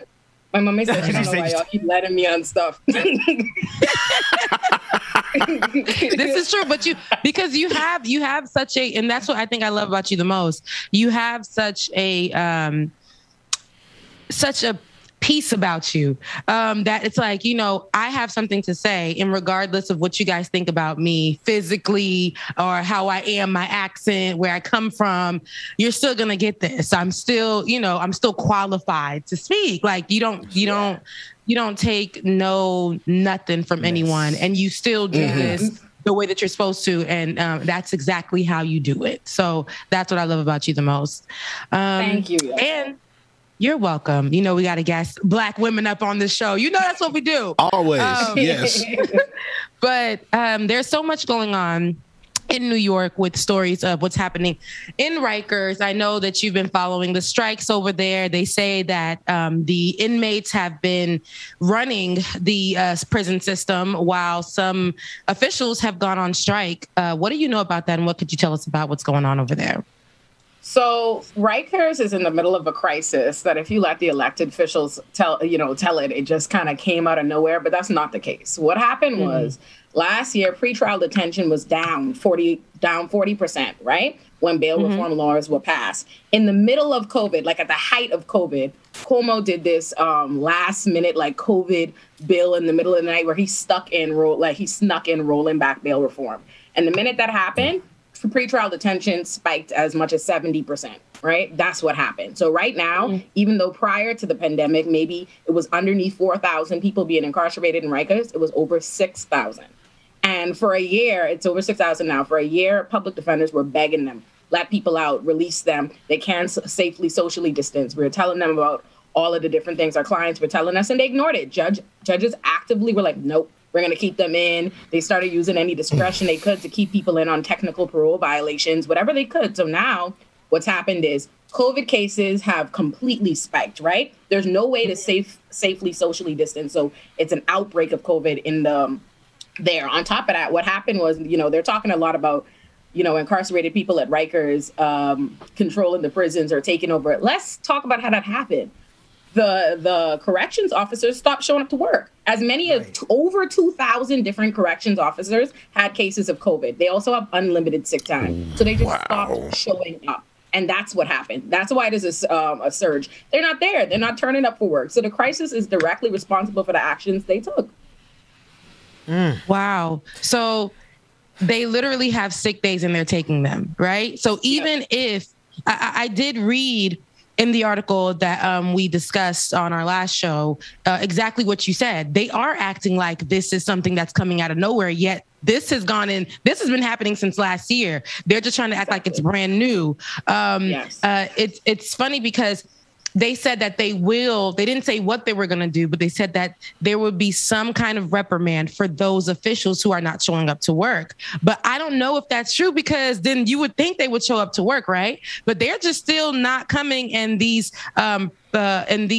inmates are having to run the system. Nobody thinks that's an issue. Like, I don't know why they wouldn't think that's an issue. And then there was one that I read where they were in there having to try and get their own court dates because no one is in there telling them about their court dates. So they're trying to get their own court dates together. Meanwhile, they can't really take phone calls, but they're trying to reach out to their lawyers and public defenders to assist them and help them, to no avail. We just read about this, or we just talked about, or I just read about this one case recently over the weekend where Rikers prisoner died after NYC jailers wouldn't take him to court and refused his $1 bail payment. They said his mother said they didn't listen, and he died literally. So let me tell you what happened there, right? And that is a tragedy. That 24-year-old. So what happened was they arrested him on a pretty much minuscule misdemeanor in New York City.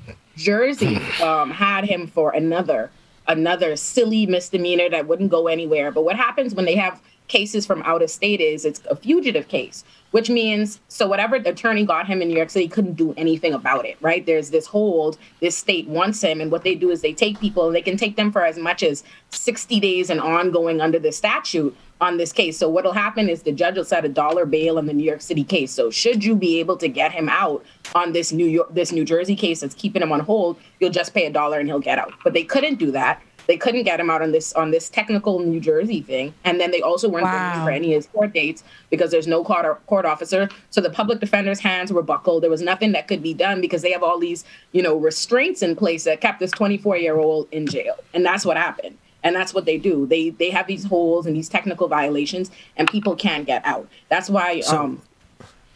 Sis, you mean a 24-year-old died for $1 bail because of the technicalities and he fell through the cracks of the system and nobody could help him? That's exactly it. And I don't even want to say fell through the cracks because. It's important to remember that all these people are consciously, deliberately doing this, right? All these people that are in Rikers, they're not there because someone forgot them. They're there because there are people bending over backwards to make sure that they stay there. I had a case last year at the height of the pandemic where I was trying to get my client out. He had a misdemeanor. He was there because he didn't get to do some community service on a program. And that's because they couldn't pay for the program. These programs that they make you do, your clients are poor. He couldn't pay for it. So they lock him up on this at the middle of this pandemic. They grab him, you would think for no reason, throw him in. He has asthma. He had an underlying condition. He calls me. He's like, he's sick. There are 50-something people in my cell. I can't socially distance. I write a bail writ. I go in front of the judge. The judge tells me, I believe you, even with all those assurances that he's going to do the program. I'm like, I talked to his mom. She's going to pay for the program. Just let him out. He'll do the program. The judge says, well, because of the pandemic, I don't think the program's up and running. So I'm going to keep him in. I'm like, you're going to risk his life in the middle of a pandemic. You're not going to let him out. And that's what they were doing. And that was a black judge. And it's important to remember that they're all very much so invested in this. Systemic. Very much so. Mm-hmm. There it is. Yep.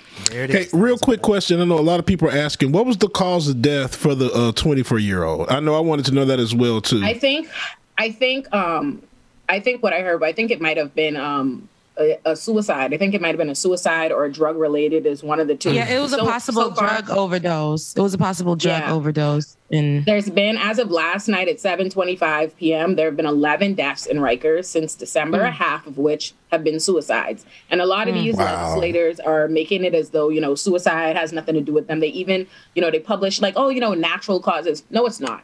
If you engage in activity, if you lock somebody up pre-trial, it's important to remember this. 85% of the people in Rikers haven't been convicted of any crime. These are regular workers. These are regular, everyday people. They have been locked up. They are stuck in Rikers and in notoriously terrible, notorious, let alone a crisis in the middle of a pandemic. And they can't get out. And they're subjected to, gang control, violence, all these different things that are happening in Rikers right now. And they should take their lives. That's not a natural cause. That's not something you need to offer condolences on. Olay, can I ask you a question? Yes. How is it that this violation of basic rights, due process, right? How is this considered to be due process? Because I'm sure that's what they're going to say. This is part of due process. How, Sway? How does that? It's not. It's not. So how is it not the case that we have shut down Rikers completely? Because they've made a business out of it and they don't want it to be there. Let's talk about it. We've been having a campaign, end Rikers, close Rikers now immediately. And how did legislators, Democratic legislators, might I add, respond to that? They're like, close Rikers and build 4 new jails, right? So they allegedly are building more jails as though that, solves the problem. And, people like Mayor de Blasio, who have nothing, no solution, nothing to say for it. He hasn't visited Rikers since 2017. Because that's how much they care. It's not a matter of, whether or not they don't know or they don't know what they could do. They know. They're being told. They get writs and complaints from people on the ground every single day. Like, wow, this might be a news story now and the regular public might be focused and just now hearing about it. They've been new. And they made a conscious decision. They've been denying writs for a year. So they know. It's just a choice because they've made a business out of this. And at the end of the day, they don't really care. They don't really care about these people. And that's what it really boils down to. Yeah. And what's funny is when I was actually going over and researching it last time we were on the show, the article that I read was from a year ago in August. And it sounded like the same exact story that they're just refreshing for today. The same exact story. When those tours were done in Rikers from state officials, I thought that was so recent. Yet it was then. But they're now using that as, when state officials walked through, here's what they saw. They walked through a year ago and nothing has been done since. We're getting the same things happening. Like you said, major state officials aren't really doing anything about it. Cuomo secretly went in during COVID-19 and started to add fuel to the fire that was already happening at Rikers. And you're right, it does become a business. We hear Rikers in rappers' music. We hear about Rikers. When we hear about New York, we know Rikers is attached to it. So it is a business. They got to keep it up. They got to keep it together. But yet in it, it's literally a hellhole. People there, and it's a hellhole. And at the end of the day, the answer is decarcerate. The Brooklyn DA, Eric Gonzalez, is asking for them to hire more staff and hire private, guards, because these people aren't showing up, right? The corrections officers have a union. And so they're making all kind of noise. Don't hire anybody, but they also don't want to come. They don't want to be there. So it's this issue with staffing. But what is the real problem is let these people out. Just tell me how we are allegedly presumed innocent, right? If that's what they say, people are presumed innocent until guilty. So how come you can lock them up, throw them away in a infamously terrible place in the middle of a pandemic and a spiked crisis where you're recognizing they're in an exceptional amount of danger, and you're still locking people up and you won't let them out? Like, who are you the elected officials for? Oh, and there it is. There it is. Can we push one step further, Olay, Rebecca, with your permission? Because honestly, they have to be getting paid per body in there. Help me understand, like, I don't know this off the top of my head. What is the financial structure of Rikers Island? Like, those bodies that are in there they're getting taxpayer dollars for every body that can be in there. Who are the beneficiaries? Are there private shareholders that own a piece of Riker Island? So let me see. NYPD, I knew this. NYPD itself has an $11.2 billion budget. Of that, there's, right? Yeah. Billions of dollars are designated aside for just Rikers for maintaining this. So I want to be clear where the money is being put. I couldn't even begin to tell you the full breakdown of who all gets paid, but I know everybody that's involved with the part of the criminal system that keeps people locked up in the jail is getting paid a lot more money than the people that are keeping them out. I'll tell you that. How much I know. Yeah. Jesus. Billions. Wow. Y'all remember that Philadelphia judge that the Philadelphia judge who was getting kickbacks to send children to private prisons. He got caught eventually, but how many lives, Olay, had he taken to and ruined for profit? Yeah. I mean, and this was a white judge doing it to white children. So obviously I know black children were caught up in there because if these people will sacrifice their children on the altar of greed, what do you think they're doing to our children? Yeah, it's because people are very, very invested in this punitive criminal system. That's just the reality of it, right? When you construct criminality around people, what happens is people say, okay, they're a criminal, they did something bad, they're whatever, and they stop caring. It's just that simple. That's the only reason why Rikers and these systems are allowed to operate in plain sight, right? The whole country claims they're so opposed to mass incarceration. They have this whole problem with the prison industrial complex. Like last year, there was a protest just about everywhere in the United States against mass incarceration and police brutality. So how is it still happening? How does it happen? Everybody knows, and all our Democratic blue leaders are voting for it. They're doing it, and they're not getting any pushback, right? And it's because on some level, people are very invested in the idea that people we accuse of crime deserve whatever happens, and they don't look at it any further than that. They just don't care. They're not thinking of it as regular people, and that's why, even though it doesn't matter, innocent, guilty in terms of having your rights violated in prison, it's important to remind people, hey, the Rikers you're talking about as being so infamous in such a terrible place, these people haven't been convicted, right? Because that puts a light bulb in people's head. They're a lot easier to dismiss. People who've been convicted of a crime than they are, recognizing someone is the same as you. When you remind them, hey, the people that are in Rikers are just regular New Yorkers that got picked up for regular activity. They haven't been convicted. A lot of people are in there on all kinds. When I say nonsense, utter nonsense cases people are in there losing their lives for. It's important to tell them. Yeah. And when you tell them, it gives people a scope and an understanding, like you said. I think there's so much misinformation being put out on purpose when it comes to Rikers. I ain't know nothing, but then I'm like, I know I heard this sometime last year. So it was crazy because while reading the article, I looked at the date and I had to keep looking at it like, we are not in 2020. We're not in 2020, Rebecca. We're not in 2020. That's a whole year that these people have been struggling. And I know that even the official, not officials, well, we can call them officials on Tuesdays and Thursdays, the inmates, they're literally writing letters. They're writing letters and stuff that are not being seen or even like they don't care. You're right. They really don't care. I think this is ridiculous how, we have all these state officials and they could be Democrat or they could be Republican, because I was about to cuss. They could be Republican. They could be either one. And this is where I say not all Democrats or not all people from the left are for the cause. There are times where we really have to focus on that. Like right now, we need to really focus on the people that we put in these seats. They got lower level state officials going to walk Rikers and coming back with a statement.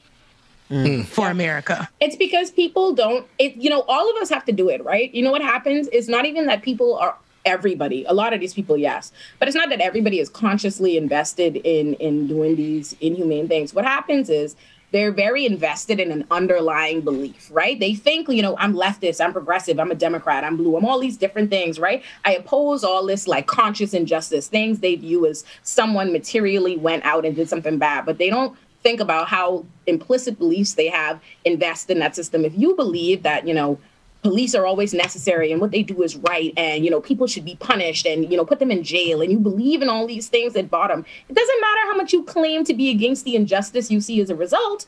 If you believe in the things that create it and the things that foster it, that's what's going to happen. But people don't examine that bottom line belief. They think it's good enough to be like, I oppose that. That's wrong. I see bad things happen in Rikers. But if you ask them to shut down Rikers, they'll be like, oh, no, we need jail. We need jail. What are we going to do? How are we going to be safe? Because they're still invested in that. And that's the problem. People do not address that underlying belief. And it's hard to get them to do it because what happens is a lot of the time Democrats and, people on the left and all of these different politicians don't want you to say anything about that. You know what I mean? You're gonna like rile up the feathers of these other people. And I know it just as somebody that constantly says it every day. And I know what the pushback is. I recognize, this is a message we're saying because someone tells me not to say it.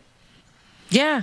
And just speaking about all of this and your total knowledge of what's going on and being somebody there on the ground who not only is there in New York, but also works with, inmates who don't have anybody to defend them. You hear their stories. You talked about, having someone who was stripped of an opportunity to come out and, representing those type of people. I know you said you were working on something that would highlight a lot of that. What was that again? Because I really want to know and I really want to be, I feel like we need to be a part of that. And every single episode or whatever it is that you drop, we need that here on the show. But tell us about that. I'm telling their stories. So, two different initiatives. On one level, I'm, every single day, I try and publish a different person that was killed by the police that we don't know about. That's the first story that didn't get the national attention. Because I think that is incredibly important, right? People look at these things as aberrations or like it's happening here or there, but it's happening every single day and it's been happening every single day. So that's the first thing. But on the second hand, I think it's important. People like to talk too much about what's wrong with the criminal system while not talking to the people that have been impacted by it. And that's nonsensical to me. That's the only way you're going to know what's best. So what I'm doing on one level is I'm compiling the stories as written by them, currently and formerly incarcerated people. I'm letting them tell their own stories the way they want to tell it. And I'm going to share that and I'm sharing that out. So that's the first thing. And the second thing I'm doing now is I have a friend, Barry. He's formerly incarcerated. He actually came to talk to me in my class of attorneys when I started at Legal Aid. He told us his, bad experience with public defenders and what happened to him. And that helped me be a better attorney. Like then immediately I made friends with him and he's been keeping me a good attorney for years, right? I consciously think in my head. So the other day I was writing something. I was preparing. I don't remember what thing I was writing, but a part of it was, writing from the perspective of people who were incarcerated, like talking to them. And I was like, they're not doing this right. I don't know what's wrong with it. But I called him and, he told me. And that reminded me, I was like, all right, this helps me be so much of a better attorney, when I just listen to formerly incarcerated people and let them tell us how to approach it. And so I was like, well, maybe I need to be giving that to other public defenders and other people that are studying in law school. So what I'm doing now is Barry and I are putting together a panel where other formerly incarcerated people can have a panel and talk to law students and current public defenders and people that are interested in this work for free, because I do everything for the free, so that they can learn this. Yeah, because it's important. It's very, very important, and people don't recognize that enough. So that's what I'm doing. And that's a big deal. Awesome. And we need the exclusives. Okay, so when you do have those, we need the exclusives. Because you're a superstar. You're a superstar on the show, but that literally is something I think that.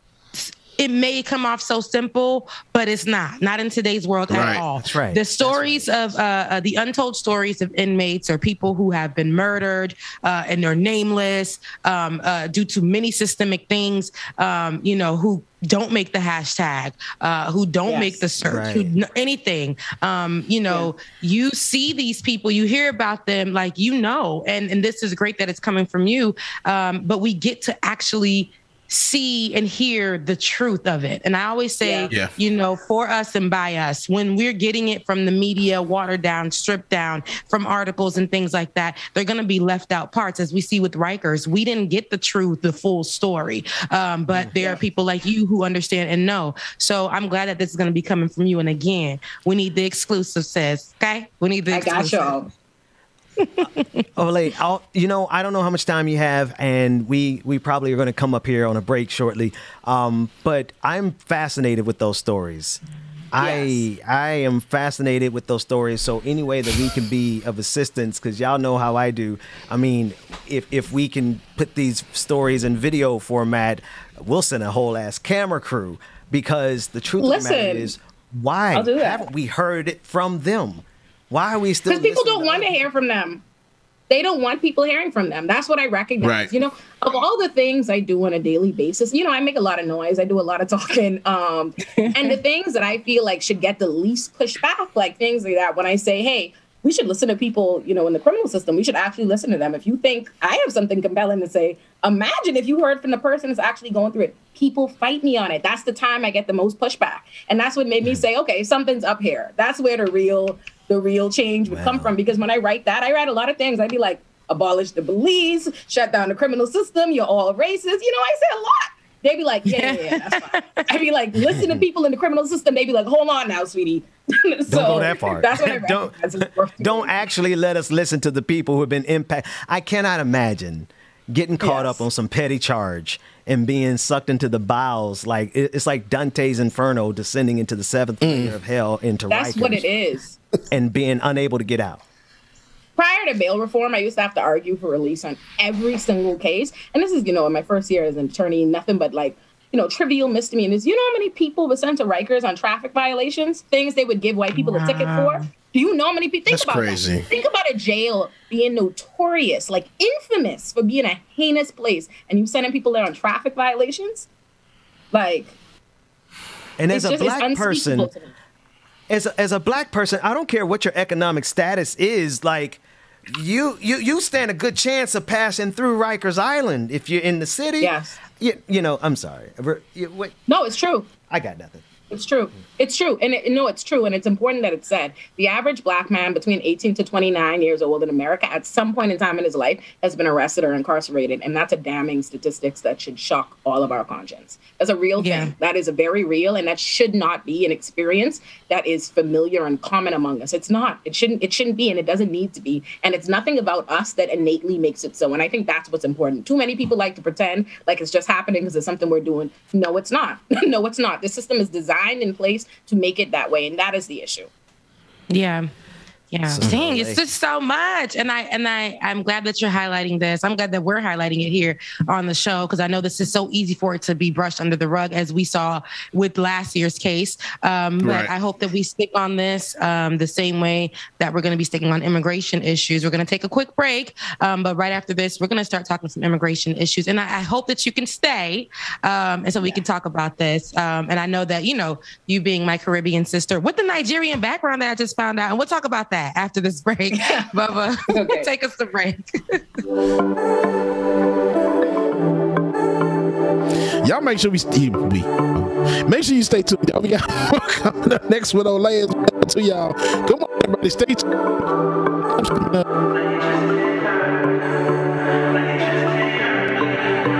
Sticks and stones may break my bone, but your words can't hurt me. No, you just can't hurt me. No, I ain't been right more than I've been wrong, and it still can't hurt me. No, it just can't hurt me. No. No, you just can't hurt me.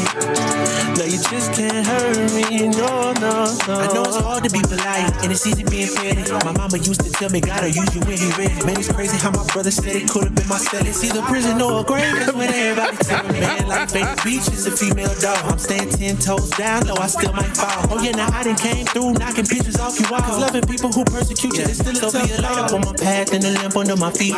I know my faith strong, but my flesh still kinda weak. When that victory be looking like the verge of defeat, and I feel that disrespect, help me turn my other cheek and say sticks and stones may break my bone, but your words can't hurt me.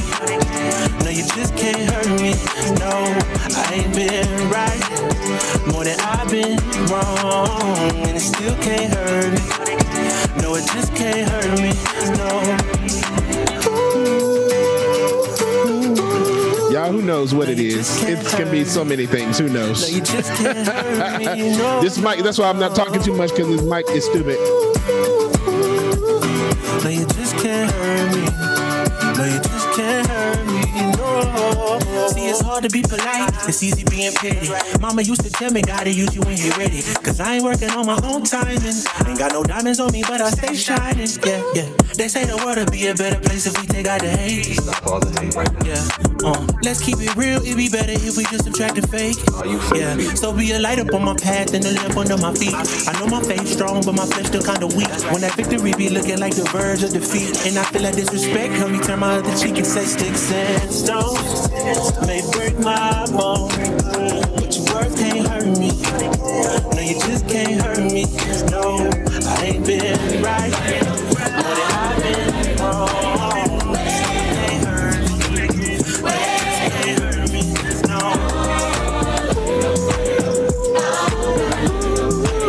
Well, you just can't hurt. Well, you just can't hurt me. No, no, no.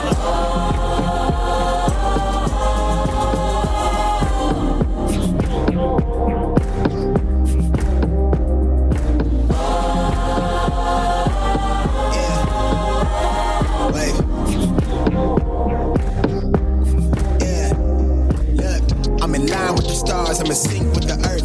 10 toes deep, flower child from the turf. I never switch sides, like even when I die, I'ma ride for the squad, let her ties in the hearse. I've been on the vibe, kinda hard to describe. I'm in between, I'm good and it's y'all make sure y'all stay tuned, man. We got more coming up next. Stay tuned. To realize I'm in the middle of the time of my life. I never sold back for the stack, never lied on the rap. Got a bag from the way that I write it. Queen looking Tyson, through that I survived, doing 80 to the house. Then I hit her to the sky, changed haters on a tirade. Talking to the grip in the face, be still, let that hate stuff fade. We all want the same, we all want a meal in the safe. I wanna live like I'm trying to reach enlightenment. Trail spill from my lips, feel big from the bib. Take a sip till I pass out. Try and get grit, but it don't make sense. Cause you can lose life on this fast route. Yeah, turn thoughts to a cash cow. I might flip that to the glass house. I don't need the accolades, I'm in love with the chase. I just wanna eat, save a spot at the table. Beats with the slap, pin myself on the map. You long with the wind, but we knowing that it's cap. 5-hour flights, couple nights at the flat. To be real, couldn't see me making moves while I'm at. I'm still on the grind, limit time when I chat. Burning down sage, keep the demons away. When I write it, give a piece piece of myself to the page. I don't do it for the praise, love. That's just how I'm made. Truth in the glass in the mirror. Yeah. Do it at me, old man. Trying to pass in the fear. You're the first one to talk, but the last one. All right, y'all. Welcome back again to the screen. My two sisters and my brother, y'all. Ben, Rebecca, and Olay. Hey, y'all. Before y'all get started, though, I had a word that was laid on me, and I got to share it. Okay. So I wish. I don't know. This microphone is stupid. Yo, Mike, we dropping low in the caddy. I feel like the back is hanging on the floor. No, it ain't me. You got to blame the system. I don't know. It's Zoom. You know how Zoom do, child. It's audio issues and sync issues. You can ruin the damn word, Rebecca. Shit. Forgive me, Lord. Forgive me. Now let me deliver my word. I wish Ben had his organ. And the Lord said unto John, come forth. And you shall receive eternal life. But John came fifth and won a toaster.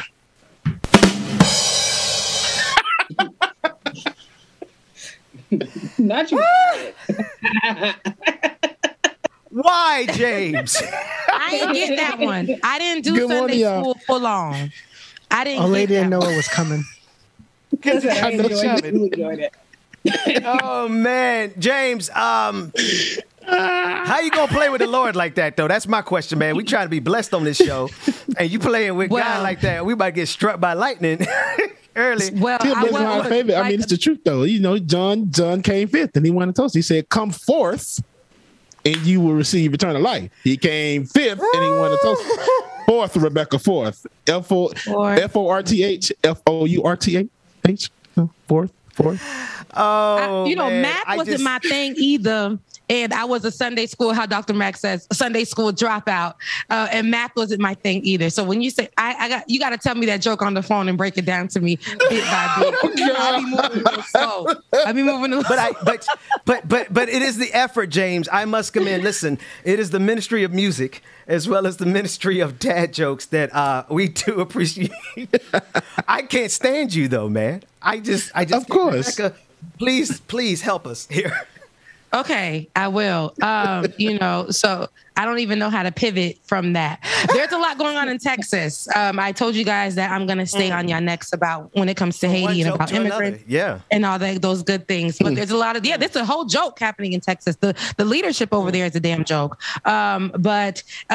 So the U.S. is to start sending Haitians back yesterday that are pulling up under a bridge in Texas. So this is a report from the Haitian Times that Haiti the U.S. will start sending Haitian migrants camped under a Texas border town bridge back to Haiti via daily flights, which started yesterday. The Department of Homeland Security Secretary Anthony Mayorkas, he said that earlier on Sunday. The U.S. is also working with Haitian government to help with the reception of, you guys, I need this word. I was trying to practice it yesterday. Repatriated. Oh, repatriated. Repatriate. Am I saying that correctly? Repatriated. Mm-hmm. Basically, the Haitians that then went on to migrate to other places, but Haitians who have most been living in Brazil, Chile, and other Latin countries, trekking across the continents to enter the U.S., right? So they've been doing that. But Chile let me pause right there. Chile, I can tell you, has been a stop for Haitians, especially ones who can't come into the U.S. So they've been going there. There has been unfair treatment happening in Chile, but it's not the way that it's happening in the U.S. So I have aunties, cousins who have stopped in Chile, as a result of the 2010 earthquake, living their best life. Okay, living their best life. Couldn't come to the U.S., so they're living their best life in Chile. So this is what Secretary Mayorkas had to say. He said, "We have no choice at this point but to increase repatriation flights." This is what he said on Sunday, while they were literally about to go get them and bring them back. He said an influx of 12,000 migrants are camped. We said 12,000. This started out like maybe 2,000. But with the influx of 12,000 migrants camped out at the Del Rio Bridge, a number that had been accumulating for weeks, but ballooned in the past week with the arrival of 2,000 more migrants on Thursday alone, drawn by misinformation about the U.S. providing temporary protected status, TPS, to anyone who makes it to America. So now somebody's cousin them done told them, if you arrive here, you will have protected status here. Mayorkas said the immigrants are undertaking an irregular path to immigration that is perilous perilous, and will ultimately prove fruitless. He said, this is what he said, trying to come to the U.S. in this way is not worth the tragedy. Because we know what that means, the money or the effort. They don't want to spend money on y'all.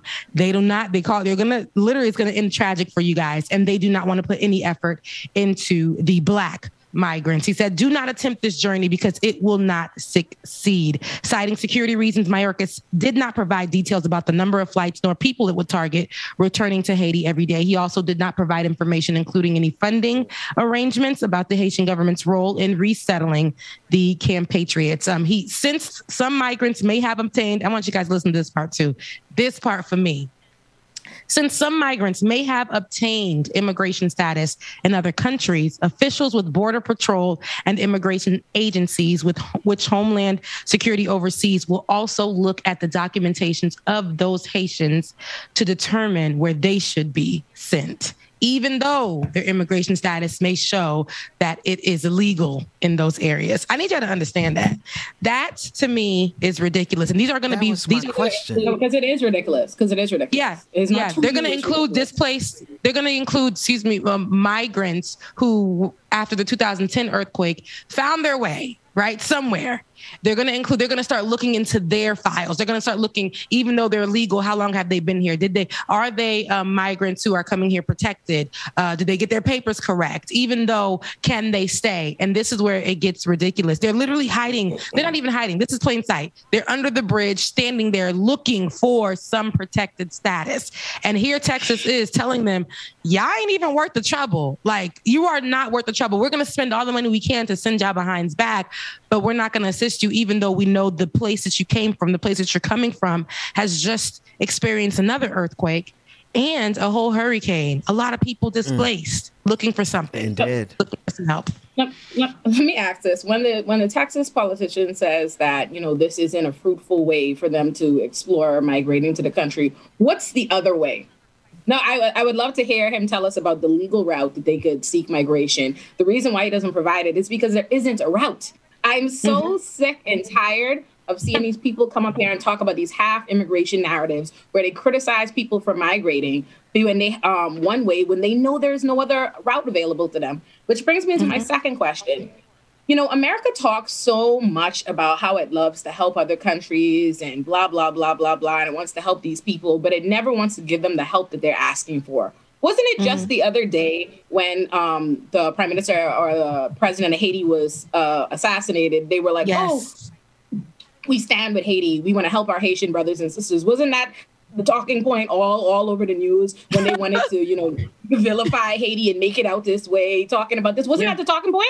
Didn't they all want to help Haiti and stand with Haiti? Wasn't the whole country sharing infographics about helping Haiti? And now all of a sudden, here are the Haitians needing help, telling you exactly how they need help, and you don't got no help to give them? You mean to tell me in 50 states of a country that's half empty? Let's be honest, I've driven around America, okay? Half of the place is just empty cornfields, highways, nothing but empty land, places to go. You mean to tell me there's nothing you could do? You can't help these people? Or do you not want to help these people? Come on. So exactly what you're saying is what is actually what is said on a clip. And I know that we were going to play that first clip, Dwayne, but if we can go to that second one, I want you to hear this conversation. And you being an immigrant too, Olay, you can understand this whole conversation. Just exactly what you said is what a lot of immigrants are saying. Like, you guys were just on camera campaigning, saying that we stand with Haiti, which we know, which us Haitians and many immigrants understand what that means. We only stand for it right now while it's in the news, while it's trending. And this is why I say we gotta be very careful with that, because even though it's in the news and it's trending right now, the next week, the next month, it won't be. And all those same issues are gonna still be there. And the little trickling of money and assistance and things like that is dead. It's done. It's not we can't help anymore. We don't really care for you. And I think one of the biggest things, let me know when you do have that, Dwayne. I think one of the biggest things for me that we should highlight as well is the treatment of Black immigrants in this country. It's like, and I understand that they have DACA, which protects, Hispanic immigrants and other immigrants, things like that. But, the dreamers but why does it have to be when it's Black immigrants so strenuous? We have these laws like in Florida from where I'm from. And it's literally if a Cuban person has one little toe, one little toe on land, they can stay. A Haitian person, they better they'll push their behinds back in the water to get back. Right. You hear me? Right. They will not allow them to stay. So, thanks, Dwayne. We're ready now. Now, I could go on for days about that because I got stories, I got people who came here by water. I got people who came here by flight. It doesn't matter. The struggle is real. When you get here as a Black immigrant, it's disrespectful, but you can go ahead and roll that beautiful bean footage, Swain. Gerlin, of course, I am going to start with you. Is that what a fair, humane, and orderly immigration system looks like, Gerlin? That is the opposite of what a fair, humane, and welcoming system looks like, Alicia, because we understand when you welcome people into your home, what that looks like. We are seeing how taking the time to understand the vulnerability of people, where they are coming from, and be able to welcome them with dignity. What we are seeing is the opposite of what we need to see. And I have heard so many different narratives, and I saw Ted Cruz, talk about the invasion of Haitians into the United States, and what we are seeing as a response to that, them deporting those people. What we are looking at is a failed system. Gerlin, can you help us understand how thousands of Haitians have ended up in Texas, both literally the route they have taken and the push that has driven them there? Absolutely. We see that those people are extremely vulnerable. They are survivors of the earthquake, survivors of extreme political turmoil in Haiti. For those who do not know, they assassinated the president of Haiti inside his home, pushing people out of the country. Yes, a lot of the people that we are seeing under the bridge in Del Rio right now have left the country after the earthquake in 2010 that killed over 250,000 people.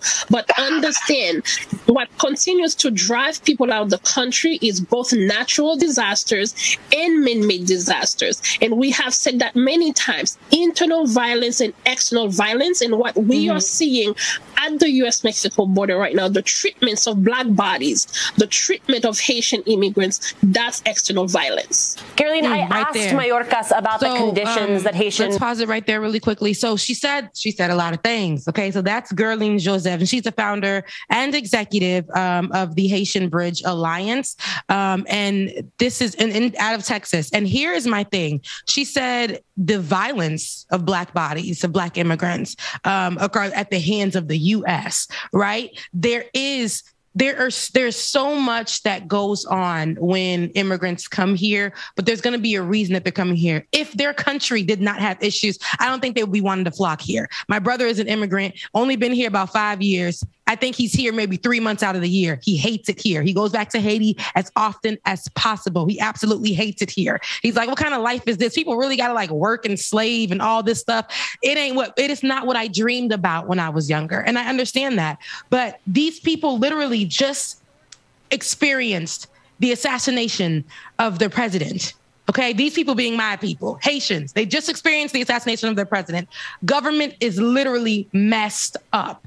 The people have been on the streets protesting for years of mistreatment, of people being poor, where the money is going, why the money isn't being put into the right places. They've been stressed. They've been struggling for years. Then this assassination comes.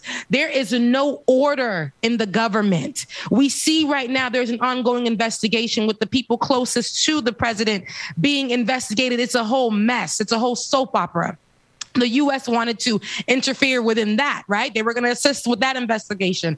You got the earthquake that hit in the south part of Haiti. So many people to this day displaced. My brother was just there last week, okay, showing us a video of what it looked like. People have nothing. From the 2010 earthquake, we're in 2021. From the 2010 earthquake, there are people still trying to flee to find a better life for them, their kids, okay? Like, this is still something that is happening. And so when they get here, what we see often, and we've talked about this on the show, when it comes to African immigrants, when it comes to Black immigrants, specifically from the Caribbean, and specifically Haitians, they get here and they get treated the worst. If you talk to a Black immigrant, you will hear their struggle story. If you talk to a Hispanic immigrant, and I'm not talking about like the Mexicans, I'm talking about like Puerto Ricans or Puerto Ricans are considered immigrants. But you talk about any other Hispanic immigrant, they come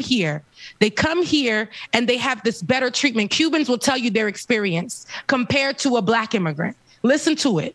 The struggle is real. It's harder to pass the naturalization test for a certain accent or because you didn't get one question correct. Now they're finding other routes, right? Other routes to get here. If this was such an issue, why did you allow thousands of them to really pile up so that you can make this such a national crisis in Texas so that they can look like thugs, so that they can look like they're about to take over? Is that what it's like? They're going to put people's lives in danger over there? They're coming here for safety. So the narrative that's being placed is a lie. It's a lie. America loves trauma porn. America loves, as someone who came to America because largely, I wanted to move away. But, my family kind of preferred the idea of America because America is sold to you as a melting pot. Like, I remember my mommy repeating that repeatedly and repeatedly. It's a melting pot. Go there, go there. And in my time in America, I'm just like, wow, look at the fraud. Like, America really behaves a lot like a college that goes to Black neighborhoods and solicits looking for Black students to apply so they can put you in your diversity brochure, but still requires you to write an essay about trauma porn. You know what I mean? For admission. That's what it is. Like, that's really what it is. They're like, oh, it's a melting pot. America's the nation of all immigrants, blah, blah, blah. Come. But it needs you. America requires you. Like, please give me all your pain. Give me all your trauma. Make it look as terrible as it can or whatever. And then maybe after I've bled you dry of all of your deep personal strife and struggle, maybe I'll let you stay. And then you'll make us look good. Like, that's really what it is. They made it look like that, and they like it because they like these kind of narratives. They like this kind of trauma porn. They like to make it look like a whole people besides them is so struggling and that they are the only people that have the ability to help, and then will turn around, refuse to help, fuel the conditions that require the people to need the help, and then get up and play crazy in the news like, what? We would love to help. We stand with the people. Yeah. And they don't stand. Look at these people standing outside. They're not standing with them. If we look at how, what I'm afraid of, you guys, is when the Secretary Mayorkas said, we're not going to put in the time, the effort, or the money, right? And this is not going to be good for you. I hear ICE is about to rip y'all a few new ones. We're going to put you in these little concentration camps, right? These little ICE concentration camps for a little bit. And when you guys do land, we're just going to drop you off everywhere and anywhere, whether or not you're from that particular part of Haiti. Who cares? You're back in your country. Figure out your route back to where you came from. And then there, we're going to probably, and it's like the treatment. They put them on buses. If you've ever seen people who have been deported back to Haiti, they put them on buses and they just send them anywhere. People don't know where they are. They're asking questions. They're being treated like whatever. And literally they don't care. As soon as America drops their behinds off, that's it. That's all. What I did see on social media, or in Haitian media, I should say, is people getting interviewed in countries like Chile and things like that. And one of them reminded me of my aunt. A woman was interviewed and they were asking her, like, what are you going to do? Like, they're coming here. They possibly may come and get you.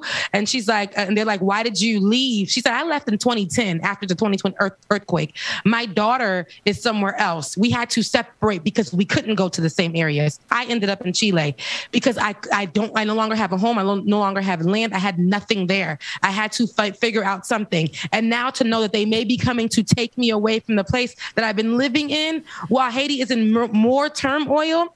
My thing is, I'm not saying that I love Haiti. I wish people didn't have to leave to find a better life, to live. But with so much that has been, and it's not only the natural disasters, I want to point out, it's the infiltration of U.S. government, other government into our rice making business, stealing money, money that wasn't allocated where it was supposed to be after the 2010 earthquake. And all of that, the government, the Haitian government partnering with the U.S. government and allowing them to have a lot of the upper hand on what happens in Haiti just because of money. And this is what we have to understand and see.